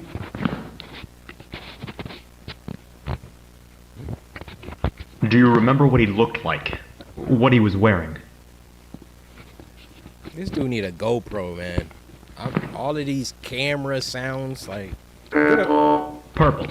There you go. Okay, purple. Purple. Well, at least that's something. I was told by the restaurant owner that the Purple employees man. here wear purple outfits. Did this person look like he worked here, maybe? Yes. Yes. Interesting. Did you ever see his face? Can you describe it to me? No, too dark. No, too dark. Okay, so it must have been too dark to make out the facial features, I guess. That's what he just said. So one last thing I want to ask before I go. I was talking to another spirit here named Susie, and she mentioned something about someone in a bunny suit. Does that sound familiar to you? Gabriel, are you still there? Get out. Get out? Why? Why do you want me to leave, Gabriel? Get out. Get out. Have I said something to upset you? Get out. Oh my goodness. What the f? Why did this just go out? Oh no! What the f? Whoa, whoa, whoa, what the f? Holy shit!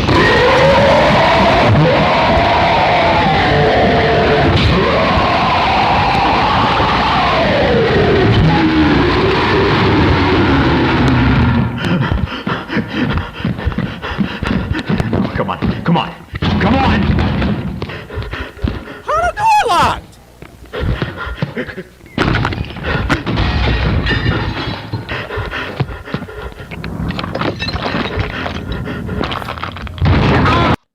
This gotta be the first time. I think he just got stabbed in the back or something. But I was just about to say, shout out to this pro tag.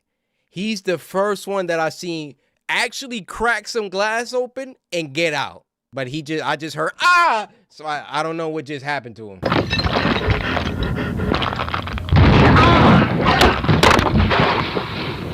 It got him?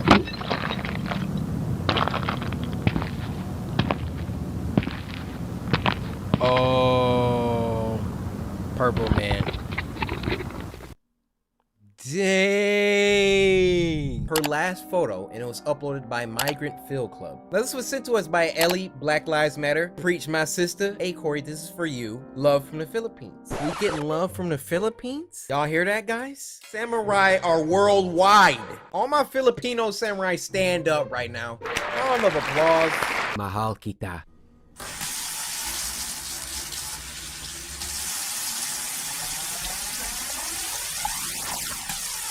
Okay, washing little dishes. The water kind of loud, like I can't even hear it. How y'all doing?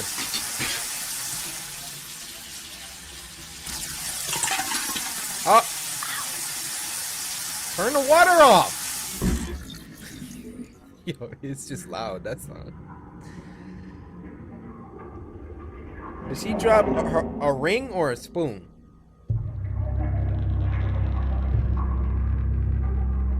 What? I get that. Okay. Okay, I'm coming. Hello? Why does he sound like a kid?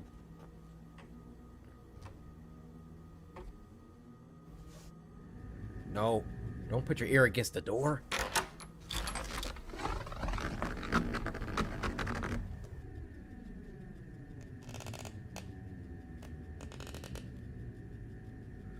This is ominous.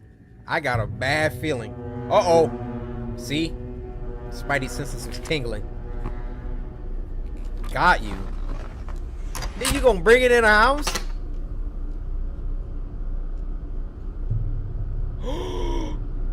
Oh! She don't look that concerned, huh?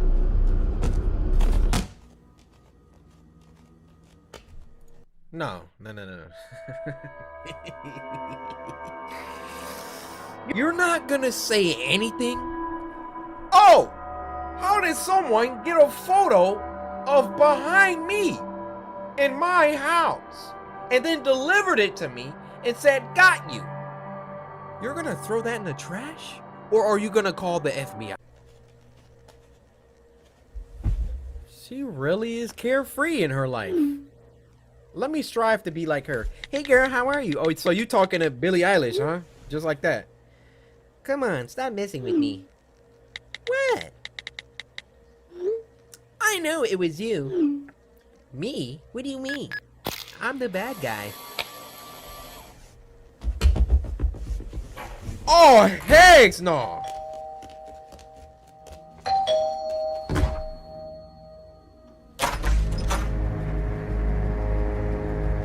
Okay, so she thought it was her friend. That's why she didn't panic before.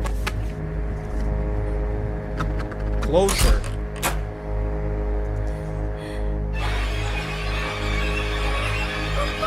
What is it? Just now? How did they develop that Polaroid that quick? Even them instant one take a little bit of time.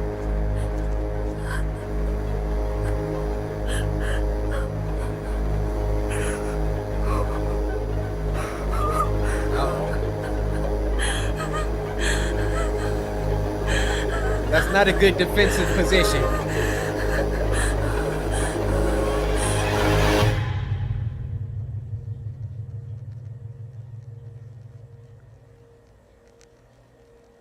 Oh my gosh. Oh!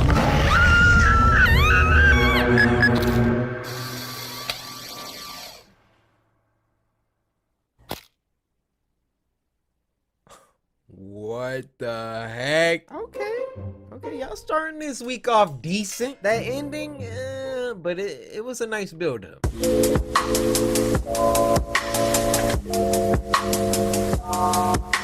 This next one is called The Woman, and it was uploaded by, come on, the tried and true Llama Arts. Now this was sent to us by Spooky Bear, and they said never trust your eyes. The Woman.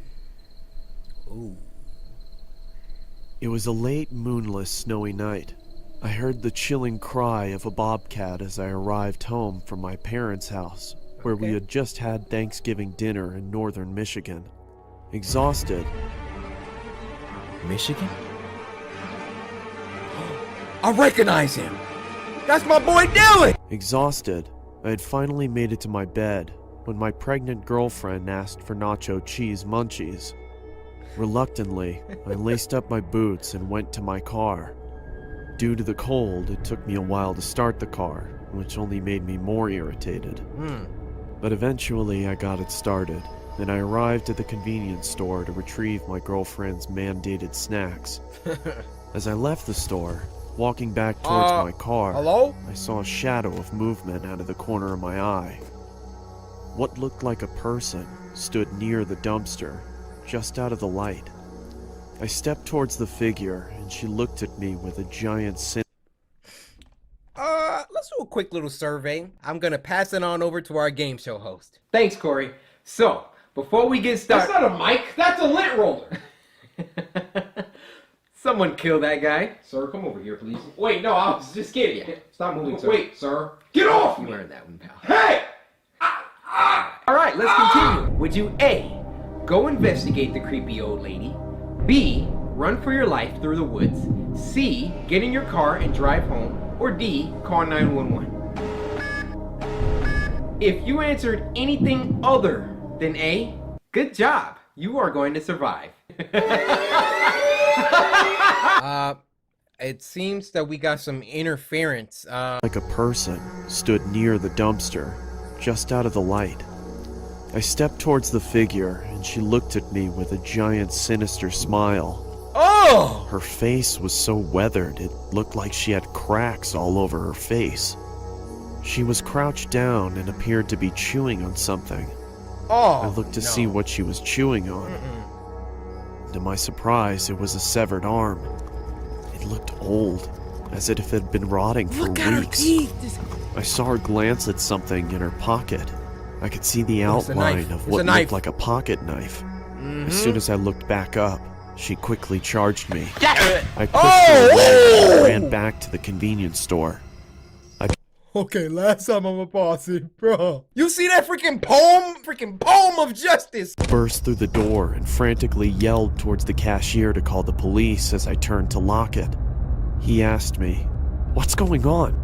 I scowled at him. What's going on with your hair? "Please, just call the cops." I looked back outside and saw the woman had moved across the street and was still scrutinizing me as she maintained her benevolent grin. "Look, there's a girl out there who's trying to kill me." Looking over me, he replied, "I don't see anyone out there, sir." Those words shook me, even to this day. When the police reached the gas station, They began looking around for the woman while one of the officers asked me what had happened, and I told him the details of the encounter. One of the officers came back and said he couldn't find anything. I then took them back to where I first noticed her. We spent a few minutes intently searching, but there was no proof she was ever even there. No blood on the ground? The officer cocked his head and looked at me as if I was deranged and asked me in a judgmental tone, "Are you feeling okay?" I was about to defend myself, and then I started to think. I am tired, and I have had a couple of drinks, so I just told him, "Yes, sir. Sorry for bothering you. I hope you have a nice night." And then I drove home. I got home at around 4 o'clock in the morning. My girlfriend greeted me with an angered but concerning tone of voice. She asked me, "Where were you? Are you okay?" So I told her everything that happened. Of course, she didn't believe me. I couldn't get to sleep that night. I sat in my bed questioning my sanity, wondering if it was all even real. It was Am real. I crazy? Maybe I'm just tired. No. But no, that can't be it. I saw it. I palm-fisted But her. if I saw it, why was there no proof? Where did the arm go? Where did she go? Before I knew it, it was 7 in the morning, and I had to go to work. I threw on my jacket as I was about to head to the construction site, and I put my hand in my pocket and noticed that there was a hole in it. It wasn't there the other day. I thought, what if she caught my jacket as I ran? Which further proves my suspicion that she was real. What? I couldn't believe it. My mind completely went wild until my girlfriend kissed me goodbye. I told my friends at work what had happened, and they didn't believe me either. They made jokes about it the entire day, but I had my bowling tournament that day, so that gave me something to look forward to. I got home and hung my vest and jacket up and rapidly put on my bowling shoes and got my bowling ball. My girlfriend looked at me with a pleasant smile and said, "When will you be back?" "Probably around 11. Don't be long. What you laughing at? I won't. Don't worry." At around 10:30, the tournament had finally finished, and we had won. I was so thrilled Look I at had my forgotten dude's about neck. the woman. As we were leaving, I noticed something at the other end of the parking lot. It was that psychotic woman. We stared at each other for what felt like an eternity. She slowly started moving towards me while waving her knife in the air and making cuts. Ask your boys, I do y'all quickly see jumped that? into my car and turned it on. As I looked up, I saw she was standing in front of me, staring at me. She slowly walked over to my window, and she said in a quiet, deep, and scratchy voice, Little pig, let me in. I was frozen in fear, but I snapped back to reality when she banged on the roof of my car, screaming. I quickly slammed my foot on the accelerator and didn't let off it until I couldn't see her anymore. When I arrived home, I told my girlfriend what had happened. Like last time, she didn't believe me. I really thought I was insane, but I tried to forget about it and get some sleep. Okay, last time. Why didn't he just ask his friends? They were standing right there. Hey guys, I might be on this lean still from last night, so do y'all see that girl at the other end of the parking lot or not? Now, if they bros, they're gonna be like, it's like, are you on that lean again? Or they're gonna be like, yeah, who is that? Do you know her? In which case, you will have proven if you're crazy or not. Later that night, I woke up and saw her in my room. All she said was, "Let me in," over and over as she got closer. She then started shouting, Let me in, let me in, let me in! Let me in! Come on, Paul. Stop being difficult. Let me Whoa! I was wondering how in the world my girlfriend hadn't heard this going on. The woman was right next to me. Hit her! And held up a knife to me. That's when I fainted. I woke startled in my room, dripping with sweat. Then I remembered I don't have a girlfriend. Huh? Nor a house. Or a family.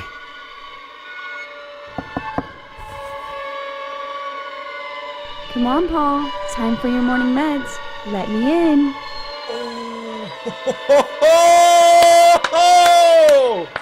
Oh, snap!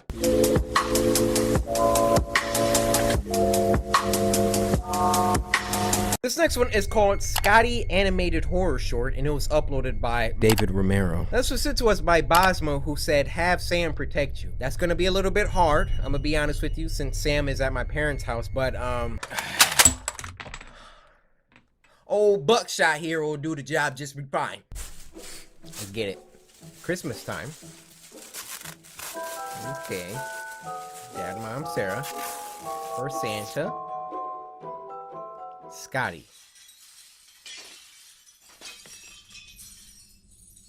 They starting already.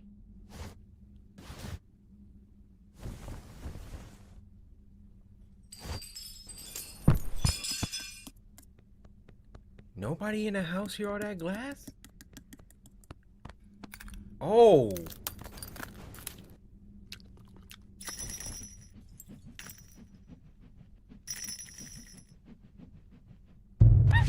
Oh! Ugh. Yeah, glass. Run away, dog. Ugh! Uh-huh! Somebody came out the butthole? Oh! Get off me! That dog not playing! And I ain't done with you. I know what it looks like, guys. Oh, that was such a wholesome one. That was so wholesome. Look at the dog at the end.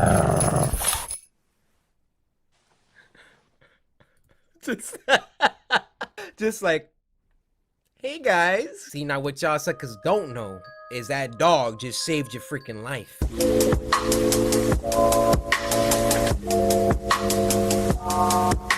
This next one is called Underwater Wonders, and it was uploaded by Gabe the Waffle, who made this for me a long time ago. Gabe, how you doing, brother? Now this was sent to us by JK, no rolling.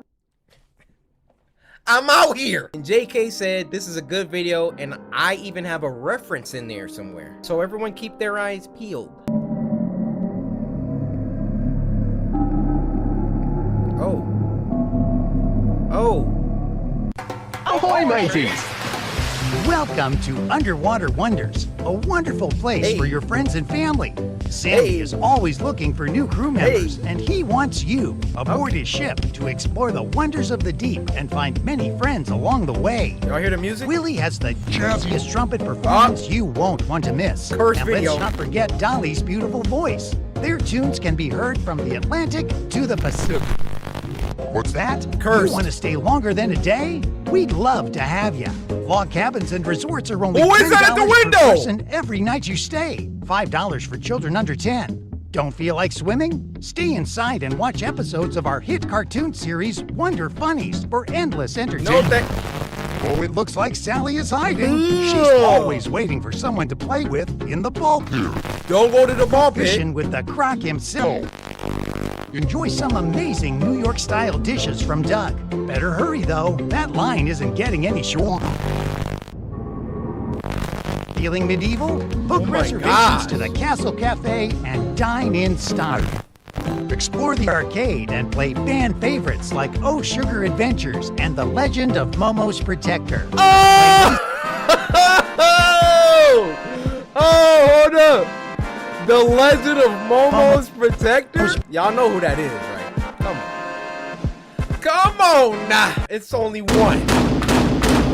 Ankle-breaking Shogun himself, who is also Momo's protector, and that's freaking me. Matter of fact, Momo haven't been in here in a while. Hold on, let me go get her. You know what I'm saying? You know, Momo's still here.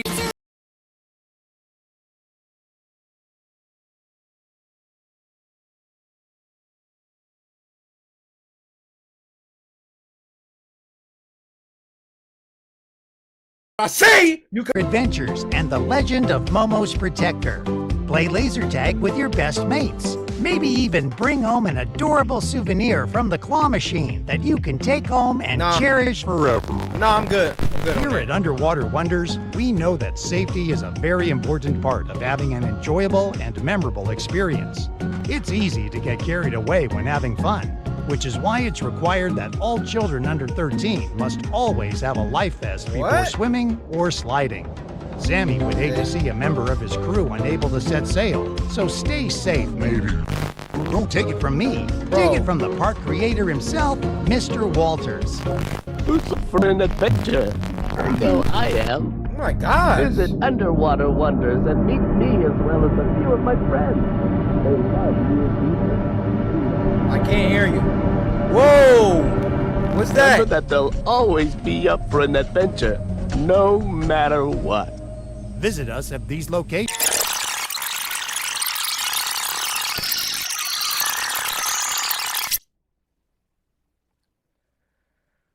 Well.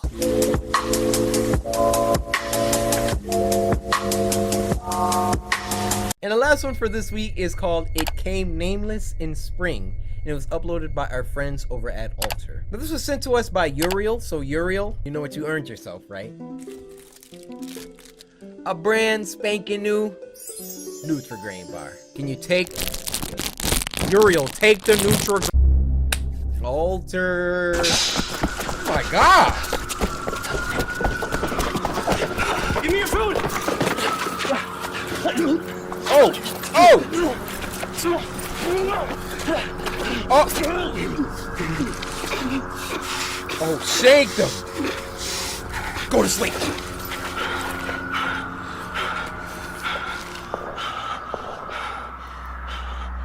It's the pandemic, bruh. They was fighting over a water bottle.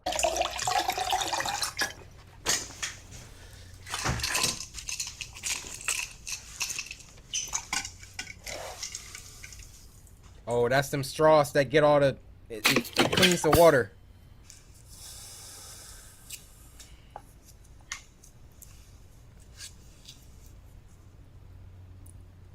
Dang, it's like The Last of Us 2 coming out soon. Where'd you get the gun?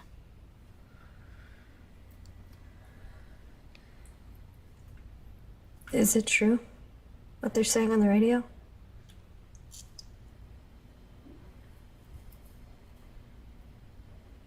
Answer me. Let me help you.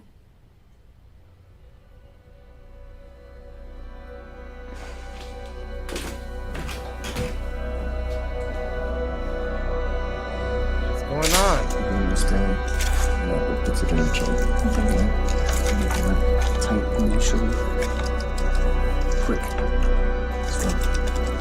Bruh, this is feeling like Bird Box or like I Am Legend or something.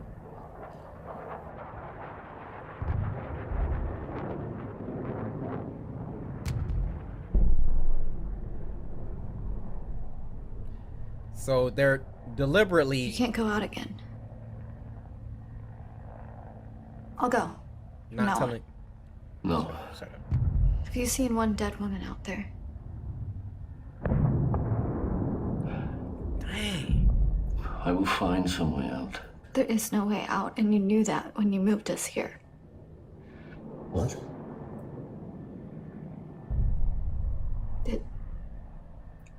There's something bad happened in the city that there'd be no way out. We're trapped. It's true. What is it? It's killing men and taking women.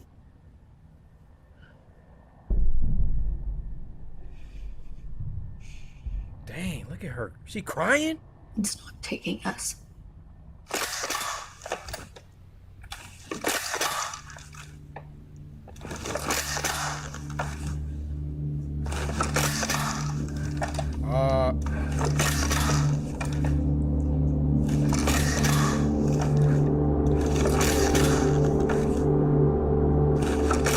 I'm trying to sleep here.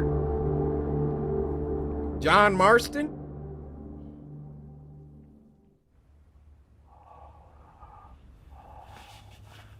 Oh, he's sick.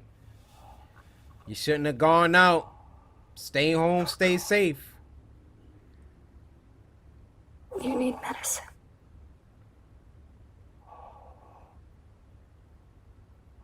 Dang, that dude breathed in his face.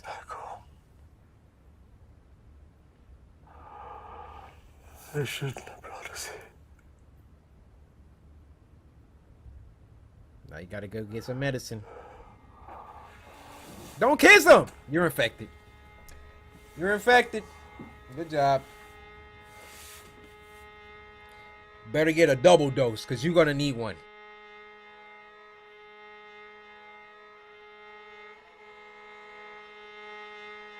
Now this music is reminding me of The Witch.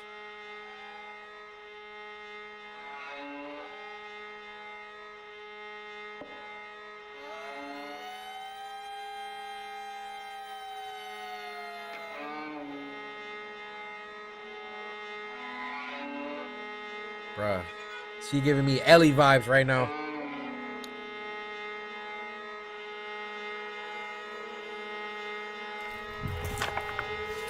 What is the monster?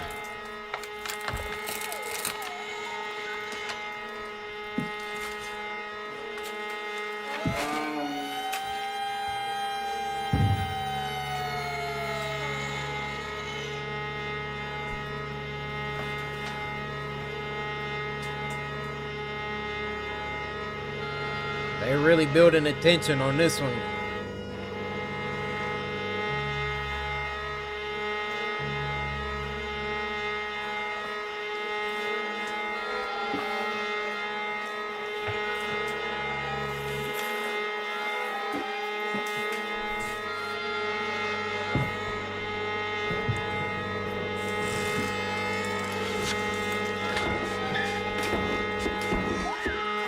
Uh-oh. Uh-oh. Finger on the trigger! What the frick are you doing?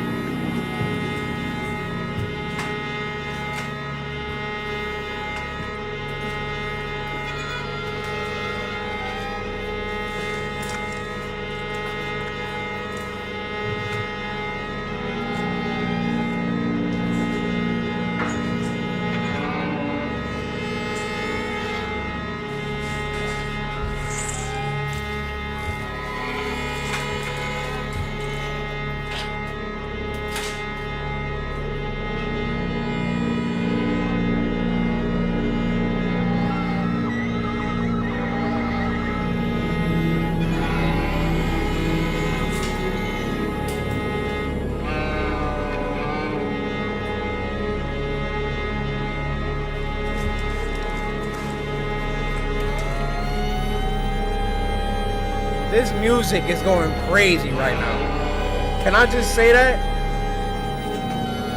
It's been 2 minutes of this one note. Like, y'all didn't build me up enough. What's about to happen?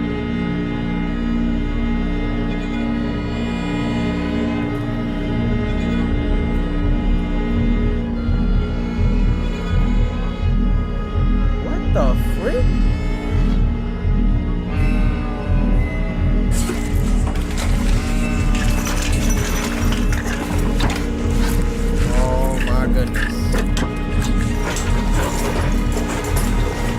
You didn't clear the... Oh! Get the gun. I'm sorry, I didn't... Get the gun! My husband's sick. You saw her look at it, right? I won't let him die.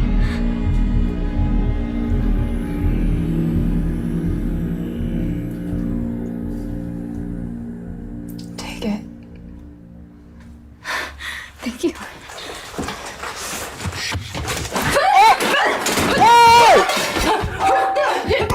Oh, let's go! Woo-hoo!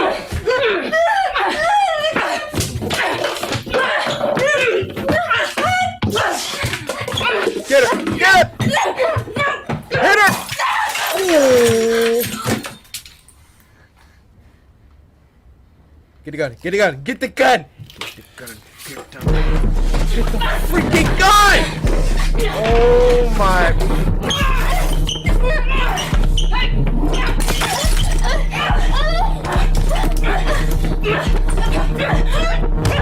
Oh, shit.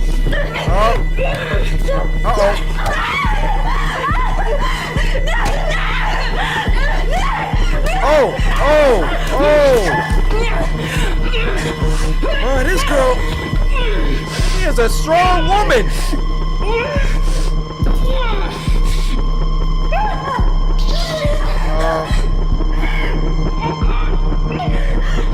Wow, that's how you about to go out?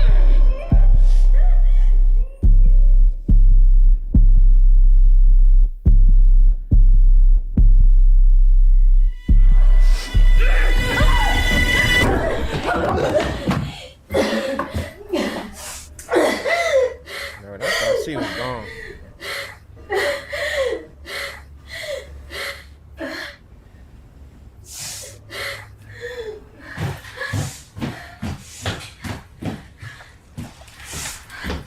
If you would have got the gun like I said, you gonna kill her now?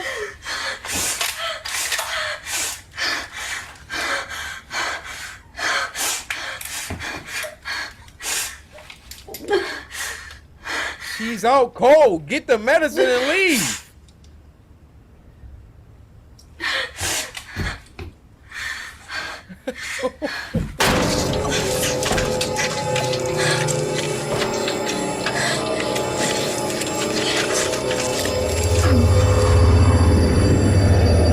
Oh, what was that?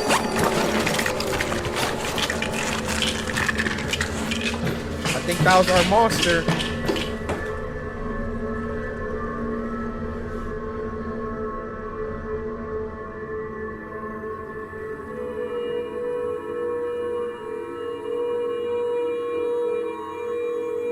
What is it?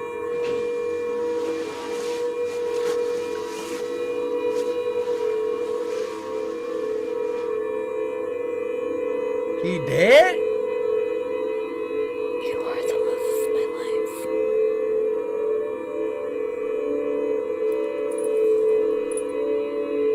Feel Glenn, tempests unshaken.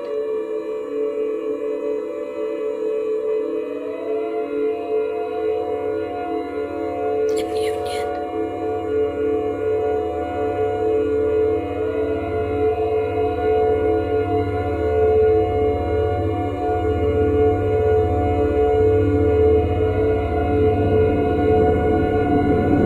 Even to the edge of doom.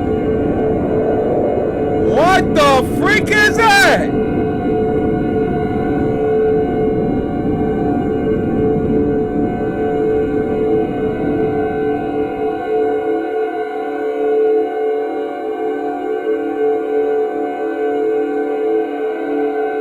This is called Creep Tunes by our good friends over at Crip TV.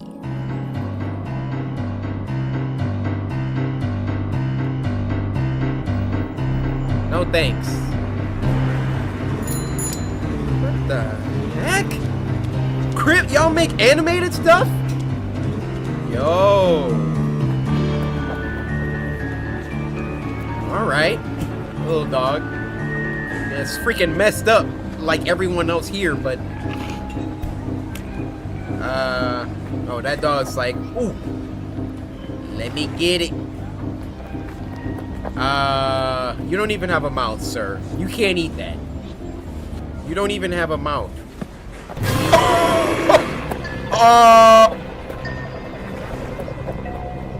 He's like, never mind. I'll find something else.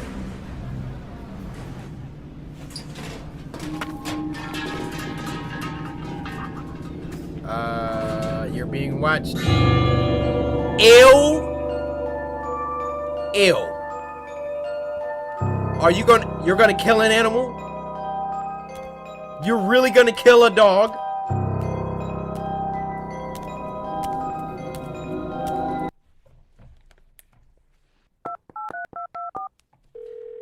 Yeah, FBI. That man there. FBI, open up!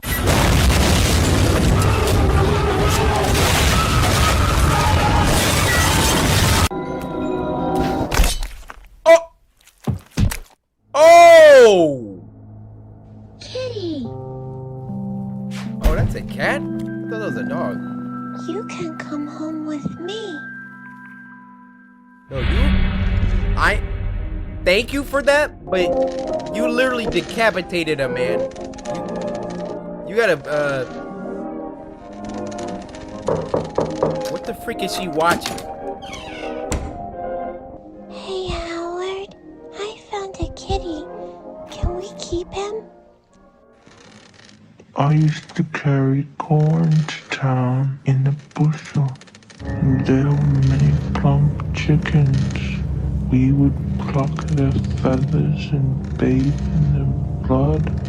What am I watching? Thanks, Howard. This is my room. Kiana, what have you sent us? Here's some food. You were hungry. You just had cat food on You deck? could stay here forever and live here, and we could be friends. Was that? Oh my gosh.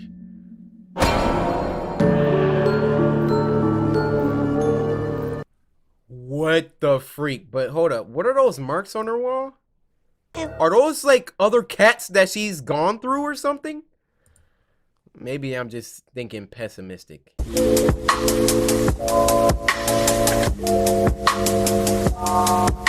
The next video is from Kmart, not Kmart. Chill out, y'all. What's good with you, Kmart? Thank you for sending in a video. You know, y'all 3 million of y'all, stand aside. It's me and Kmart right now. What's good with you, my fellow? The story is, he didn't say it had a name. I'm just gonna call it number 10. Sarah! A girl heard her mom yell her name from downstairs. So she got up and started to head down.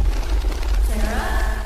As she got to the stairs, her mom pulled her into her room and said, "What? I heard it too." What? Oh, Hanks, no! Bro. My eyes are about to start watering.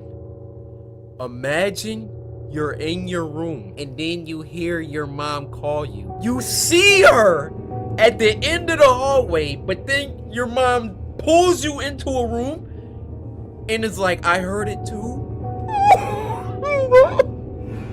Yo, my eyes are watering. Run it back. Sarah! A girl heard her mom yell her name from downstairs. So she got up and started to head down. Sarah? As she got to the stairs, her mom pulled her into her room and said, I heard it too. What the freak?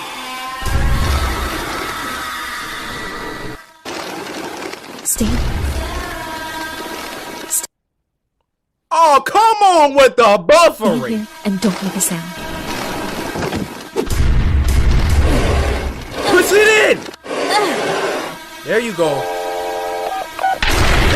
Oh my.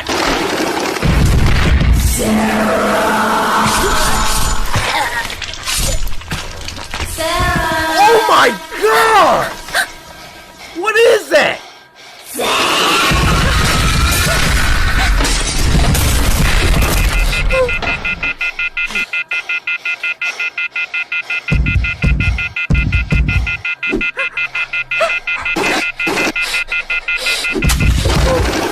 Why does that thing move like that? Be quiet. Dude, she just watched her mom get slaughtered in front of her. Don't leave yet!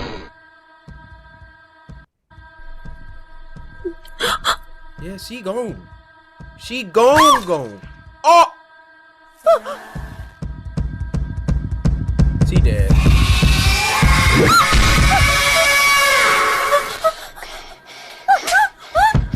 Oh, she smacked it?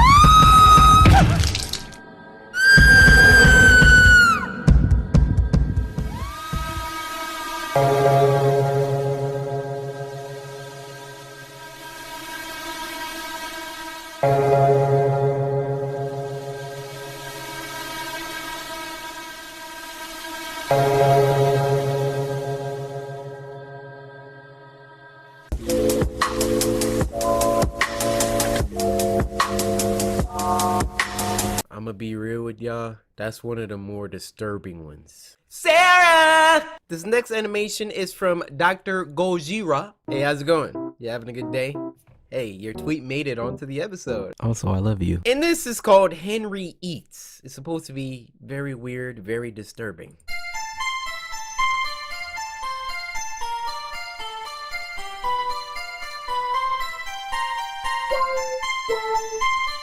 All right. I got a feeling this is nightmare fuel. Yep.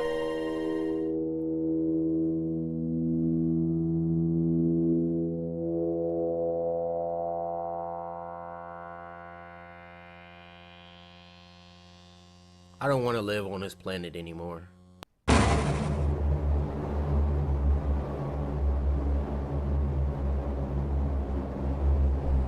And that's where I'm gonna stop you there, Chief.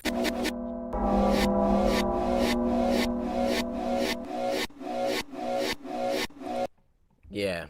Dr. Gojira, I don't know what depth of YouTube you had to dive in order to find this, but that, I'm gonna push it back down. Push it back!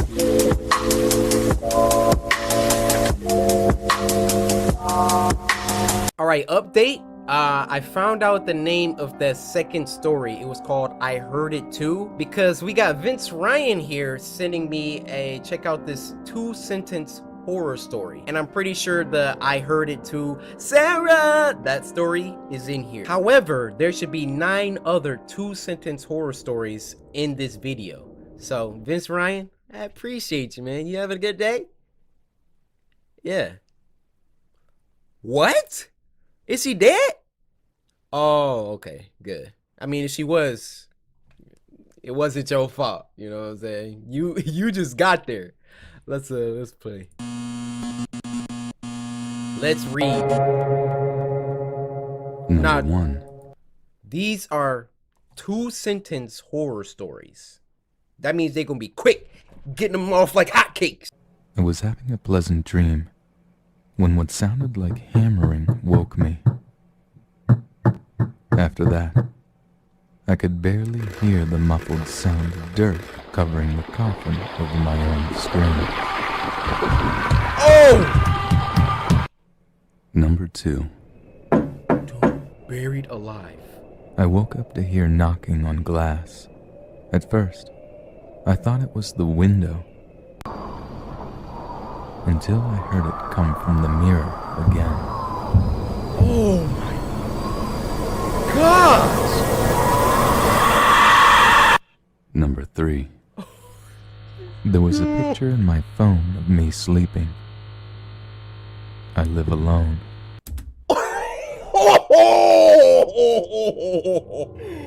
Bro, I'm about to start crying. I am about to start crying. Look at my hand. Imagine you wake up and you grab your phone. Let me check Twitter, check my Insta. You go to your freaking camera roll. There's a picture of you. Like, sleep. Somebody freaking standing over you. Bro, how did this picture get in my phone, dude? Oh, I'm about to start crying. Guys, I told you.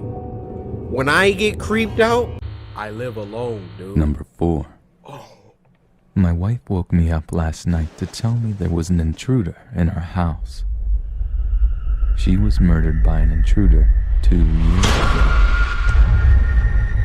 Number 5. Oh, you having nightmares, my guy.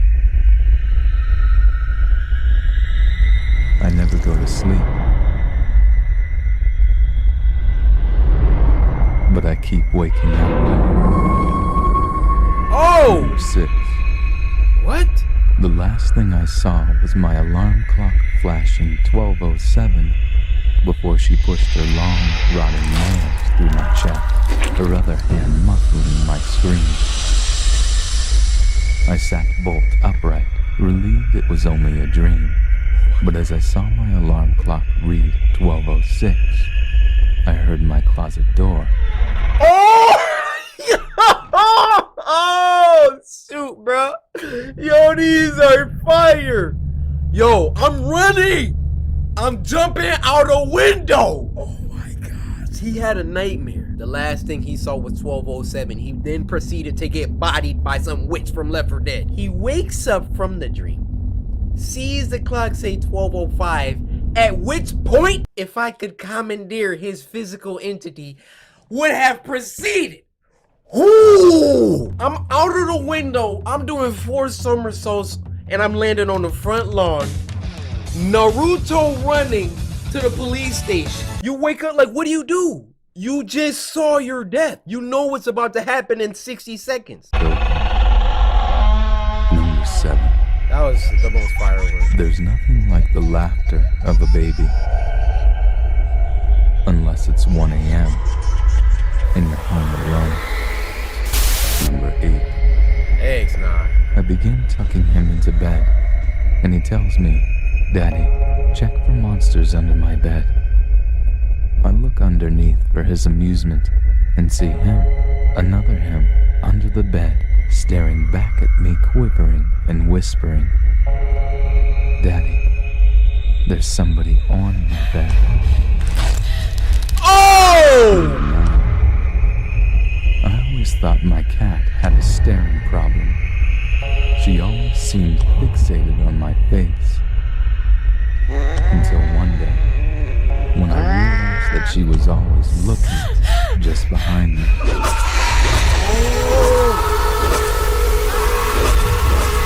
Yeah, you're dead. Oh, this is number 10. A girl heard her mom yell her name from downstairs. Yeah, we So saw she got this. This, I see why this was number 10. FNAF Tapes Springtrap Escaped. Oh, great. And it was uploaded by Golden Lane Studio. Now, this was sent to us by Santiago, which coincidentally was my name back in Spanish class in high school. Yeah, your boy name used to be Santiago. Santiago said, here's something spooky for the next Triple S. So I'm ready, Santiago.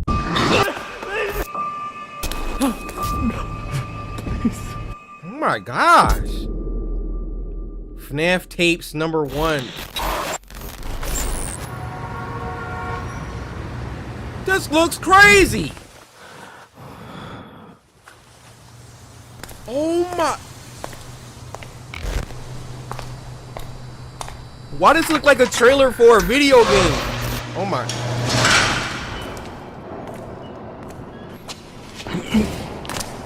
See? What you going down here for? See? He looking for trouble. See, I would have saw that light. I'ma just shut up.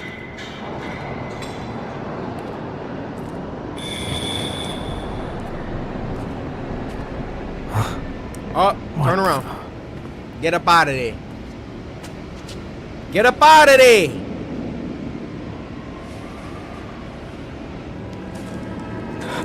What?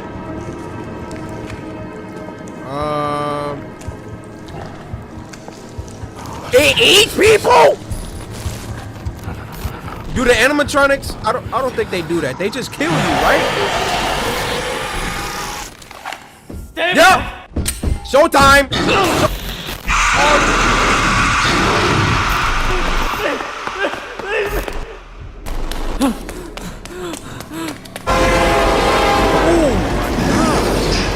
Bro, I'm jumping. I'm jumping. I don't care, bro. At least that's an instant death.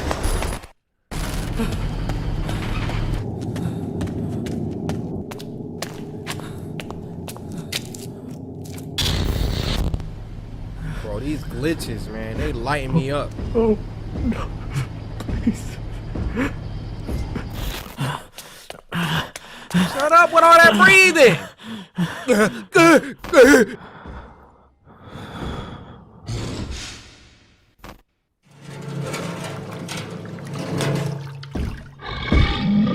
Bro, why would you hide right here?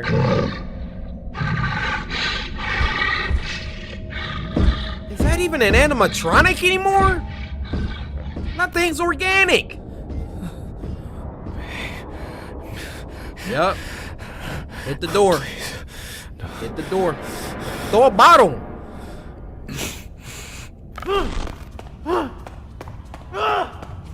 Why are you screaming? What is wrong? Damn it.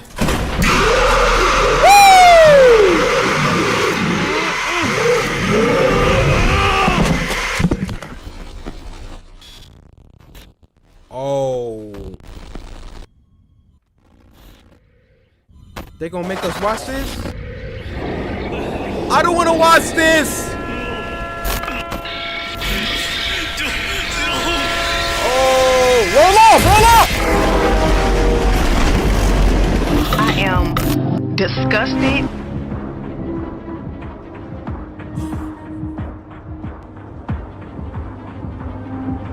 Excuse me? That was ice cold. That's how we starting this week off?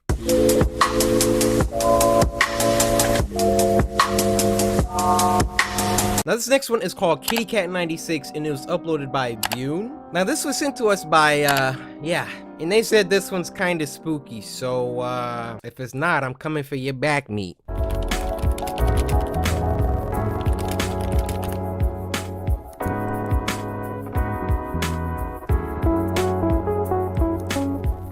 Oh, this is not an intro? I can't read any of this. Please post a new video. New video? This is you guys writing to me.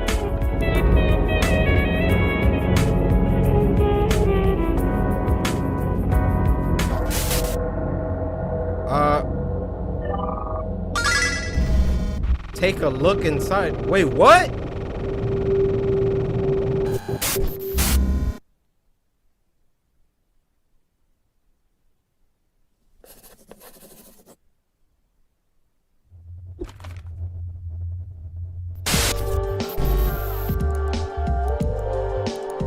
Huh? Bro, what is happening?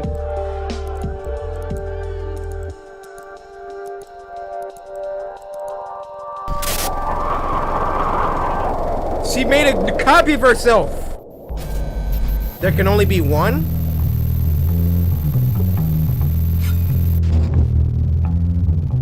Oh my.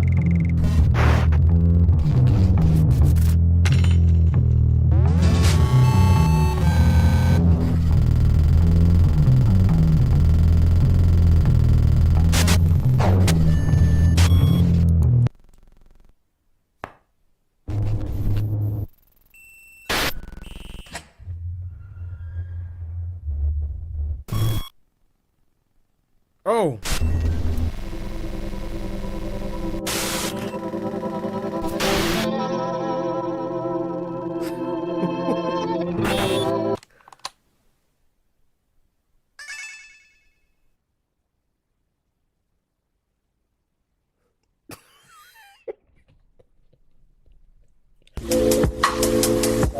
I feel like I just recovered from an acid trip. The animation style was super dope though.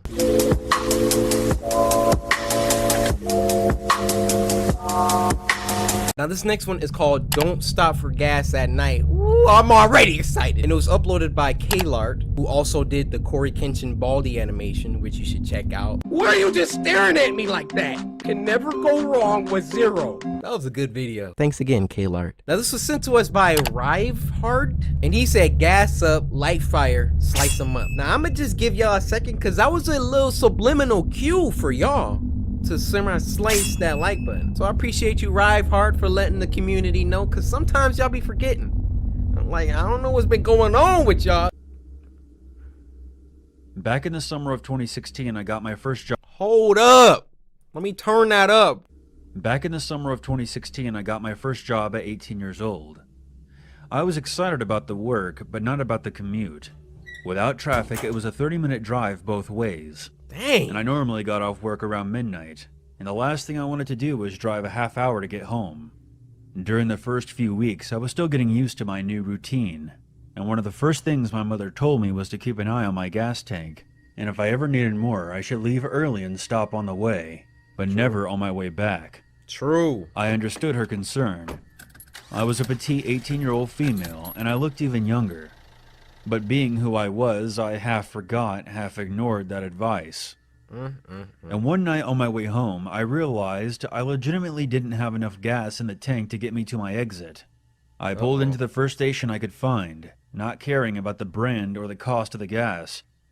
I decided to make it as quick as possible, and only put in about $10 worth, just to get myself out of there. I swiped my card and began pumping gas, and once it got to the $10 mark, I shut it off and printed out my receipt. Thinking the worst was behind me, I was about to climb back into my car and book it home, when a voice came from the tiny intercom above the pump. "Ma'am, there was a problem with your credit card payment." I paused and glanced at the guy at the counter. I got my gas. If it was an issue, that gas shouldn't have came out the pump, partner. I'm out. And felt a chill spiral down my neck. He was one of those tall, gaunt, sketchy-looking clerks, and was staring right out the window at me, beckoning me to come inside. I stepped back towards the gas pump and pressed the button on the intercom. "What's wrong with my card? I have a receipt. It went through just fine." Yeah. I didn't try to hide the annoyance in my voice. I didn't like the look of this guy, or the way he sounded. "I just need you to come inside, ma'am. Your receipt is incorrect. I'm going to need to run your card in here." Huh? He replied, a bit too quickly. I looked back at the guy through the window in frustration. There was no way I was going in there, where I would be alone with him. Exactly. He was staring at me wide-eyed, like some kind of creep. I stood my ground, pulled out my phone, and checked my credit card app. I held it up stupidly as if he could see it from there, and I pressed the intercom button again. It went through. I see it on my statement. I'm not coming in. Get in the car. "Ma'am, if you attempt to leave, I'll call the police. I have your tag number. Please come inside." I'll I show then them my shouted at receipt. him from across the parking lot instead of pressing the intercom. "Over $10 of gas, they're gonna call the cops? Fuck you. I'm leaving." I walked a few steps around my car and gave him the finger. I was just about to walk back around my car and climb into the driver's seat when I paused. He was mouthing something to me through the window. I would have ignored it, but he suddenly looked much more desperate than creepy. He kept beckoning me forward and calling out something that I couldn't hear through the window. I must have made a weird look, because 5 seconds later he slammed a piece of paper on the window where he had hastily written, "Guy in your car." Huh? Oh! Oh, she running in now. Inside the station, and once I was there, the clerk locked the door and told me to get down. He had his eyes on my car and had a gun in his hand. I squatted down behind the counter and watched the security cameras as a tall guy in sweatpants. Time out. I want to call attention to the detail of the animation. We got Pocky, we got price tags, we got warning CCTV, we got employees restricted, we got lava soda. Klar, we appreciate the attention to detail. Look at this. We got a Pringles. Amazing. I'm immersed. Well, I'm sorry for breaking y'all immersion, but sometimes you just gotta appreciate. I squatted down behind the counter and watched the security cameras as a tall guy in sweatpants and a windbreaker nudged my back door open, slid out quickly, and jogged away into the night. Wow. I started freaking out. Turns out the clerk had noticed the guy hanging around the side of the building on the monitors. And as soon as I pulled in, he made a beeline for my car. He crouched down and opened the door, and slid himself inside as I was swiping my card, being careful not to close the door all the way behind him, so that I wouldn't hear anything. The clerk had noticed all of this on the camera. He did it to save her. What a legend! The clerk had noticed all of this on the camera, and immediately called the cops, who arrived a few minutes later. They searched the area and my car, but were not able to locate the guy, or anything that would lead back to him. The gas station clerk probably saved my life, because who knows what would have happened if I had driven off with that stranger in the back seat. I think the lesson here is obvious. It's not enough to be cautious. You have to stay alert as well. Be suspicious but not stupid. And always listen to your mom. Facts in the chat. Can I get a fax in the chat on that one? Yo, that was amazing. One patron. We gotta fix that, guys. We have to. The clerk was giving her all that static just to save her life. He could have just been like, ma'am, there's a man in your vehicle. Because the way he went about it, like, I probably would have hopped back in the car too. Like, sucker, I got the gas. I would have jumped back in the car. This sucker trying to...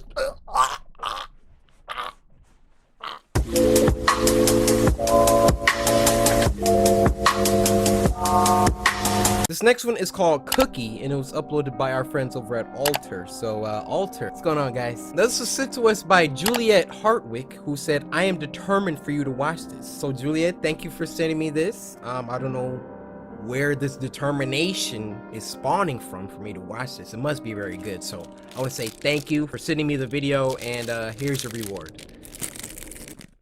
Juliet, don't start that. I'm just shove it in your gullet. Alter alert.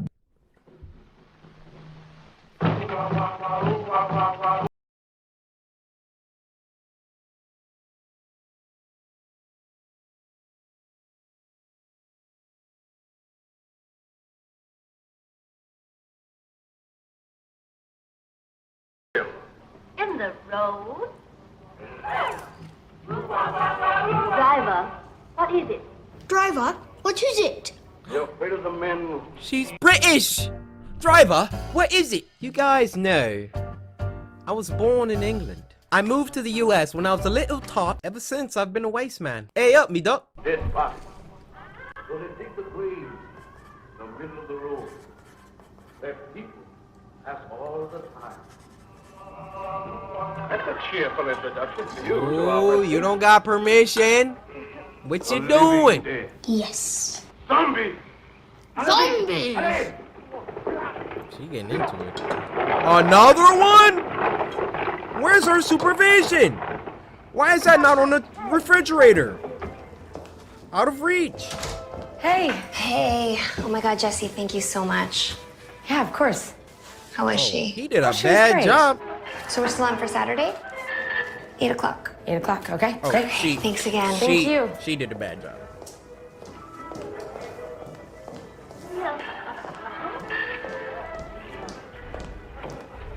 What is going on with your face? Nothing. How many cookies did you eat? I only had one. One? Don't lie. That's a lot of crumbs for one cookie. I only had one. Now you're in You trouble. know, I actually counted every cookie in that cookie jar. And if you did only have one, like I said, there should be exactly 13 cookies in that jar. You didn't count them.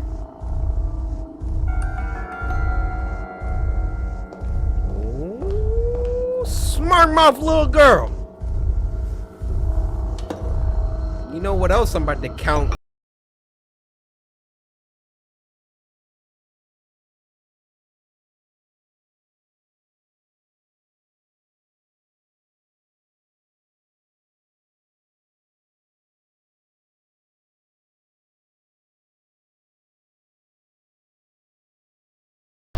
This is our new cookie jar.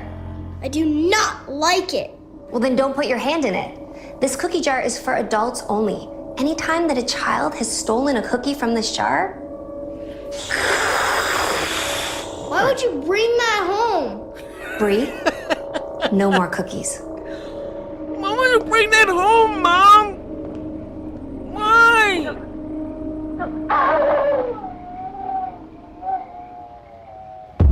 Bro, I wouldn't want to look at that. I'm just trying to eat my Frosted Flakes at the table and I gotta look at that?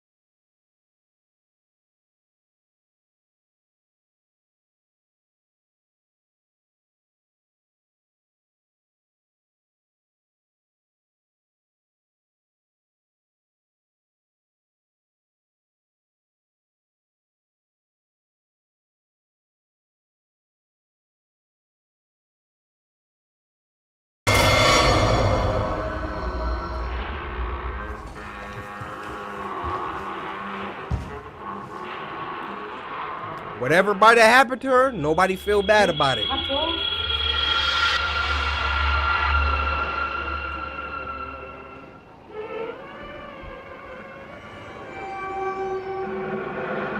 Ooh, that jar is angry.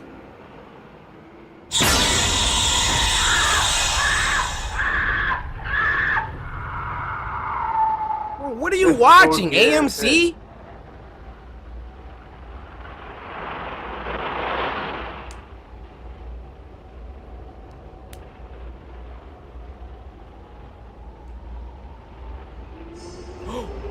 What? It was on the TV?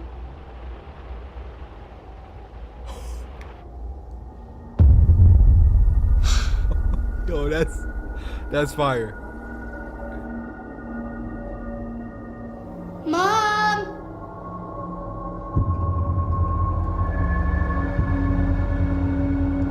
All right, Juliet. I see why you sent me this. All right, all right. Mom! What, hard-headed little girl? Don't be calling for your mom now. You done stole the cookie. Mom!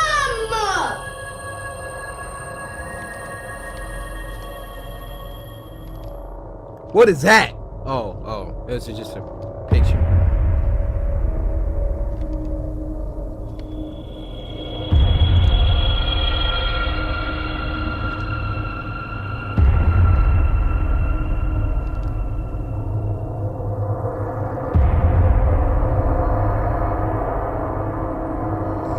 What the?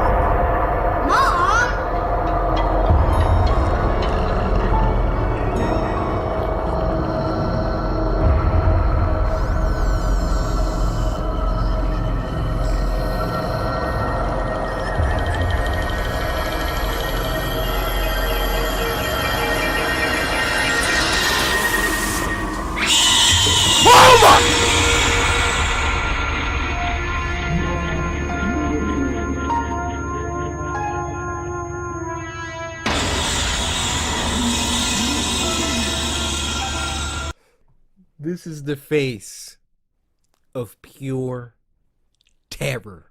Wake up! Oh my god!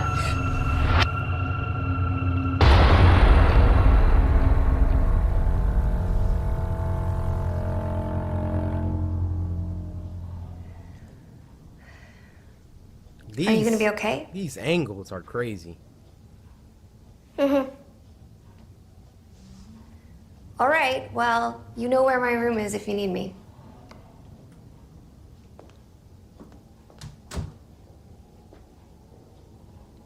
Well, I done already seen something move in the corner.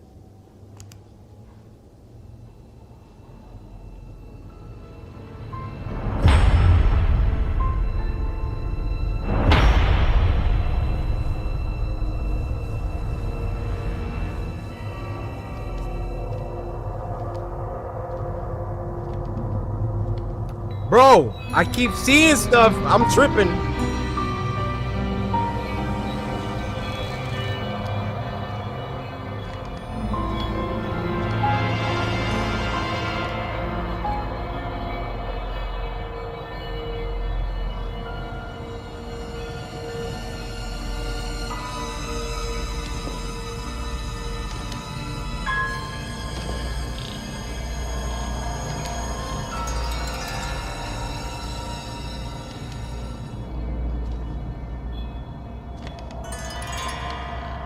You hear that? Oh my. This is on point.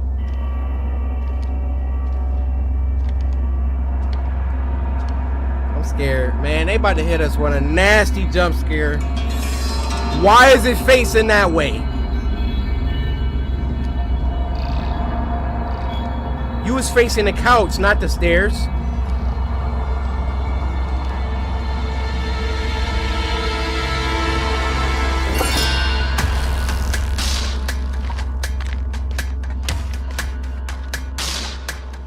She for real walking outside right now?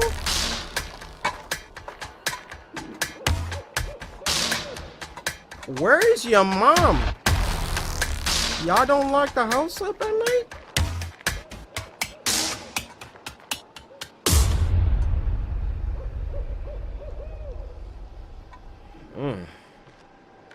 You try to open my front door after 10 o'clock, the alarm going off. You shouldn't have did that. Shouldn't have did that.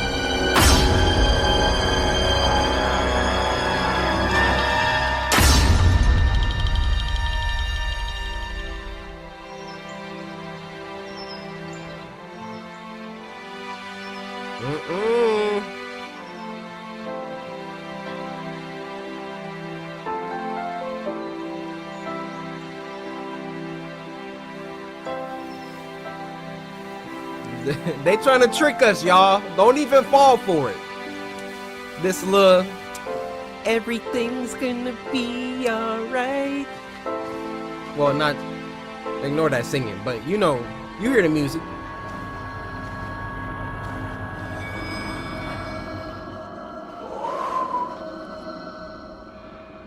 Bree, where's the cookie jar? I don't know. You don't know? No. Bree, did you take the cookie jar? No. Nobody likes a liar, Bree. Well, no more cookies in the house then? No more cookies.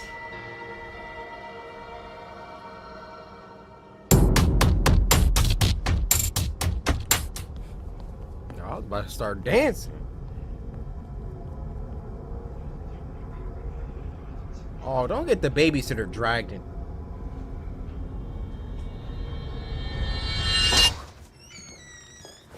Hey, how was she today? She's painting. Okay, well, we're still good for Thursday, right? Yeah, I'm not sure. No, she's gonna work.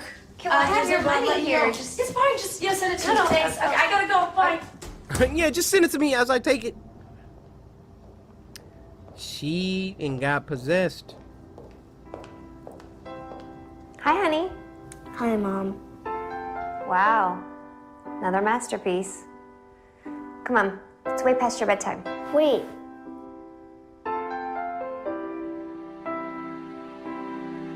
Perfect.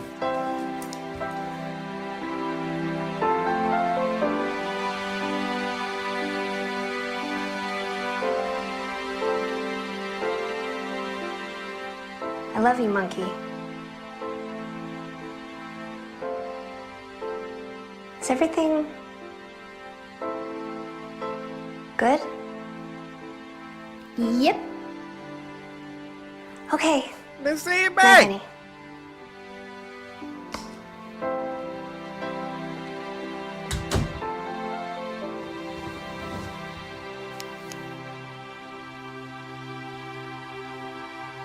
Good night.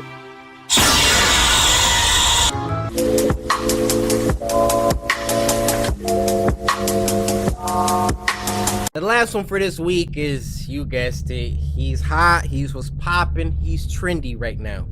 Siren Head, The Creation. Now this was uploaded by SCP Animated, and it was sent to us by Harrison White, who says slice that like button, but also that this is a sequel to the Siren Head animation we watched a couple weeks back. Y'all remember the one where the dude, his mom got bodied and then he took his dog to go fight Siren Head and then he got smacked up? This is a direct sequel. So if you haven't watched that one, go watch that one first and we on to the sequel. Shout out to SCP Animated. Y'all killing it. That's when his mom got bodied. Oh, no, that's him.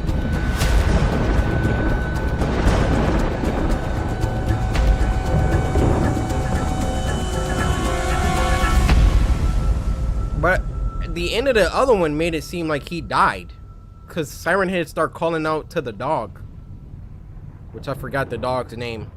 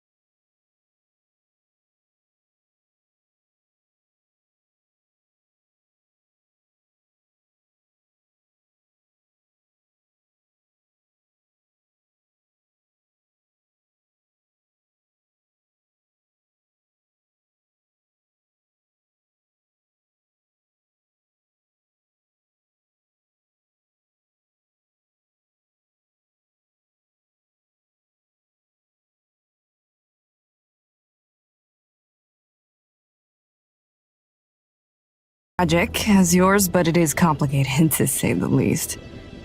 In my former life, I was a doctor. Well, at least I was training to be one. When it all began, I was simply a resident, under the tutelage of the master surgeon, Dr. Vincent Henderson. God, did I respect that man. That's a nod to, Trevor Henderson, the creator of Siren Head. There was no problem he couldn't fix, big or small. Man, if he wasn't set on fixing everything he could. Luckily, I felt the same way. I thought the two of us could change the world. I would have followed him to the end of the earth. Sometimes, it feels like I did. About 2 years into my residency, he became extremely focused on philanthropic aid. We started taking trips to hospitals in more impoverished areas, volunteering entire weekends at a time. He kept pushing me harder, saying that we needed to do more. It was our civic duty. I was constantly exhausted. I couldn't catch a break. If it was anybody else, I would have given up and found a new surgeon to study under, but he was so inspiring. I pushed through so much exhaustion and pain for him and for the people we were helping. Invariably, there were patients that we could do nothing for. Either we were too late or they were too sick. Over time, I started to become accustomed to death, as most doctors do. But Vincent took it hard every single time. He said it felt like he personally failed them. One night, we were closing up his practice, and he pulled a bottle of gin out of his desk drawer. Told me I could stay for a drink if I'd like. And of course I did. As the night went on, he got more and more distraught, going on his usual tirade, berating himself for not doing enough. He said that every patient who died in his care was a life that he'd wasted. No. That stuck out to me. He never said that before. So I tried consoling him, saying that it wasn't up to him what they did with their lives. Then he looked at me intensely and said, "Maybe not, but there is something we can do with their deaths." He had me follow him into an exam room at the back of the practice, pushed a floor-to-ceiling storage cabinet aside to reveal a metal door that I'd never seen before. Doc? Milo. Where are you, boy? No, don't follow him. Milo, that's not him.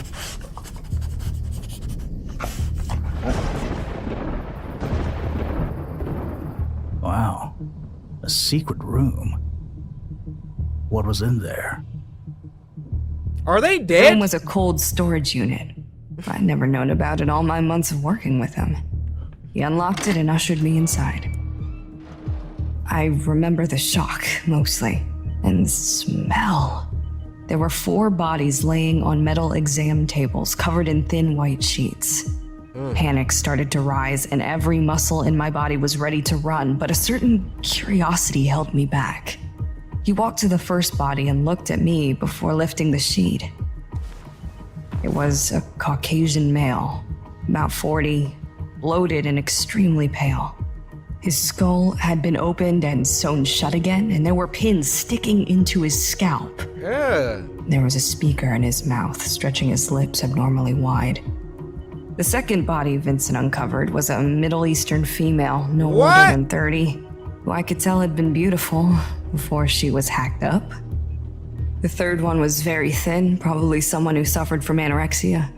She was definitely less bloated than the others, but that could have been because the body was fresher. At this point, my mind was spinning and it felt hard to breathe. Vincent barely showed any emotion at all, probably just trying to gauge my reaction. He did hesitate slightly before revealing the last body, though.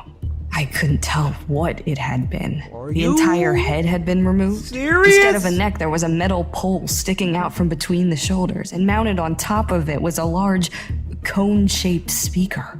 More like a megaphone or a siren than a speaker, really. The body was completely emaciated. The skin was leathery, almost like it had been mummified. I'm gonna stop you right there. This long-winded speech of yours really just boils down to your buddy creating this monster. Yep. That's all it is, isn't it? There's more to it. Really, we... We? What do you mean, we? Oh. Just listen. He about to kill you Right next. after he showed me all of that, he explained the project to me. He needed help, he said. The two of us were doing all that we could, but it wasn't enough. There was still enormous suffering, even within our immediate community. Through this loss of life, he said he could build something useful, bodies to help aid us if he could reanimate them. What? This was going to be his greatest achievement. Oh my. And he asked me to help him. He said he was very close to finishing the project, and he was sure his next one would work, but the operation would be delicate and lengthy. We're all gonna die. He needed me. So what? You're in love with this guy, and you just do anything he asks? It Get was her. complicated. I didn't say yes right away. I said I'd need time to think it over, which he agreed to. I knew it was disrespectful to the people whose bodies he used. So what'd you do I it? knew it was unnatural. Seriously, kid, I was torn about it. I couldn't sleep at night. My devotion to him and my belief in his work were pitted against this grotesque and extremely illegal project. But he procured a body just a couple days later, and when he called on me to step up, I just couldn't refuse. Wow. Procured a body? Jesus, did you never ask where he got them from? Of course I did. I had a lot of questions. So many that I thought he would accuse me of prying and throw me out of his office, or worse. But he was always patient and answered every question with the same calm logic he used that first night. I don't The care. bodies were from a colleague of his. With the number of people that he helped, he'd won a ridiculous amount of favors and trust in the community. And why the speakers? Oh, the muscles used to create speech are much harder to control than muscles in your arms or legs. These things didn't need to talk much, but if they were going to interact with our patients, they need to speak a little. So the speakers were easier than trying to get their mouths to work. What? Well, we only Why need accomplished two of that them? once. On him. I wasn't even in the room for that part. He asked me to step out, but the rest of the operation was grueling. Prepping the body took nearly 20 hours, and then we had to remove the head, attach the sirens, string wires around, graft muscle onto metal, cover the really gross-looking parts with extra skin. It felt more like an installation than an operation in some ways. We pumped that body full of steroids, had it attached to huge monitors, used electric charges. It was so experimental. I had no idea how he came up with these techniques, if you could even call them that. So I was right. You made it. Sure, we both did. I felt conflicted the entire time. Who wants a helper like that walking around the hospital? Look, it got blood on the siren. You couldn't invest in like a automaton or some Dyson robot, or it's things you can do now. Boston Dynamics, y'all, you can hit them up. You done made. No one wants to look at this. No. I'm like angry at his reasoning. Once the thing came to life, you have to understand, I thought this would only lead to good things, less suffering. I was proud to some extent. At first, it seemed to go really well. We would give it simple commands and it would listen. We just kept him in his office doing little tasks under supervision. Then, I think, Vincent went back and worked on him a little more without me. How'd he get tall? He started growing. And by all laws of logic, that shouldn't have happened. He wasn't truly, really alive. At least at first. He became more violent and hard to control, and one day he just broke through the wall of the office and ran off. We tracked him down to this wooded area, and it wasn't hard. He created this path of destruction wherever he went. It wasn't anything like he does now, though. He was only about 10 feet tall at the time. When we found him, he was blundering around in circles and spouting nonsense from his sirens. He seemed confused, honestly. It was all just radio static and the occasional word jumble. Vincent and I tried to talk to him, but he either didn't understand us anymore or didn't care what we were saying. Eventually, Vincent decided he was a lost cause and wanted to try again with a sixth body. But by that point, I was thoroughly horrified at what our creation had become. I told him I was out. I couldn't continue the project anymore. And I've spent all my years since then tracking Siren Head, trying to figure out how to undo my mistake. Kill it! Milo, there you are. Oh. Good boy, Milo. Oh, no. That doesn't even smell like your master.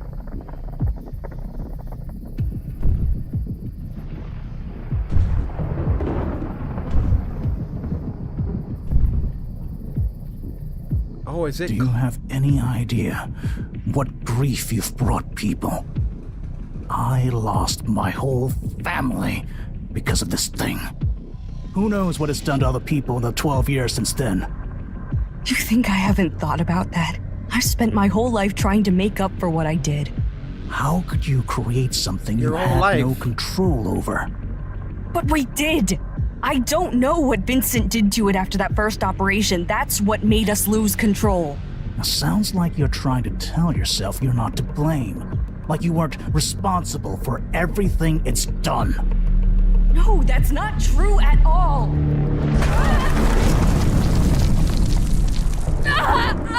Oh! That's what you get. Please, you have to help me. I don't think so. No. You killed my mother.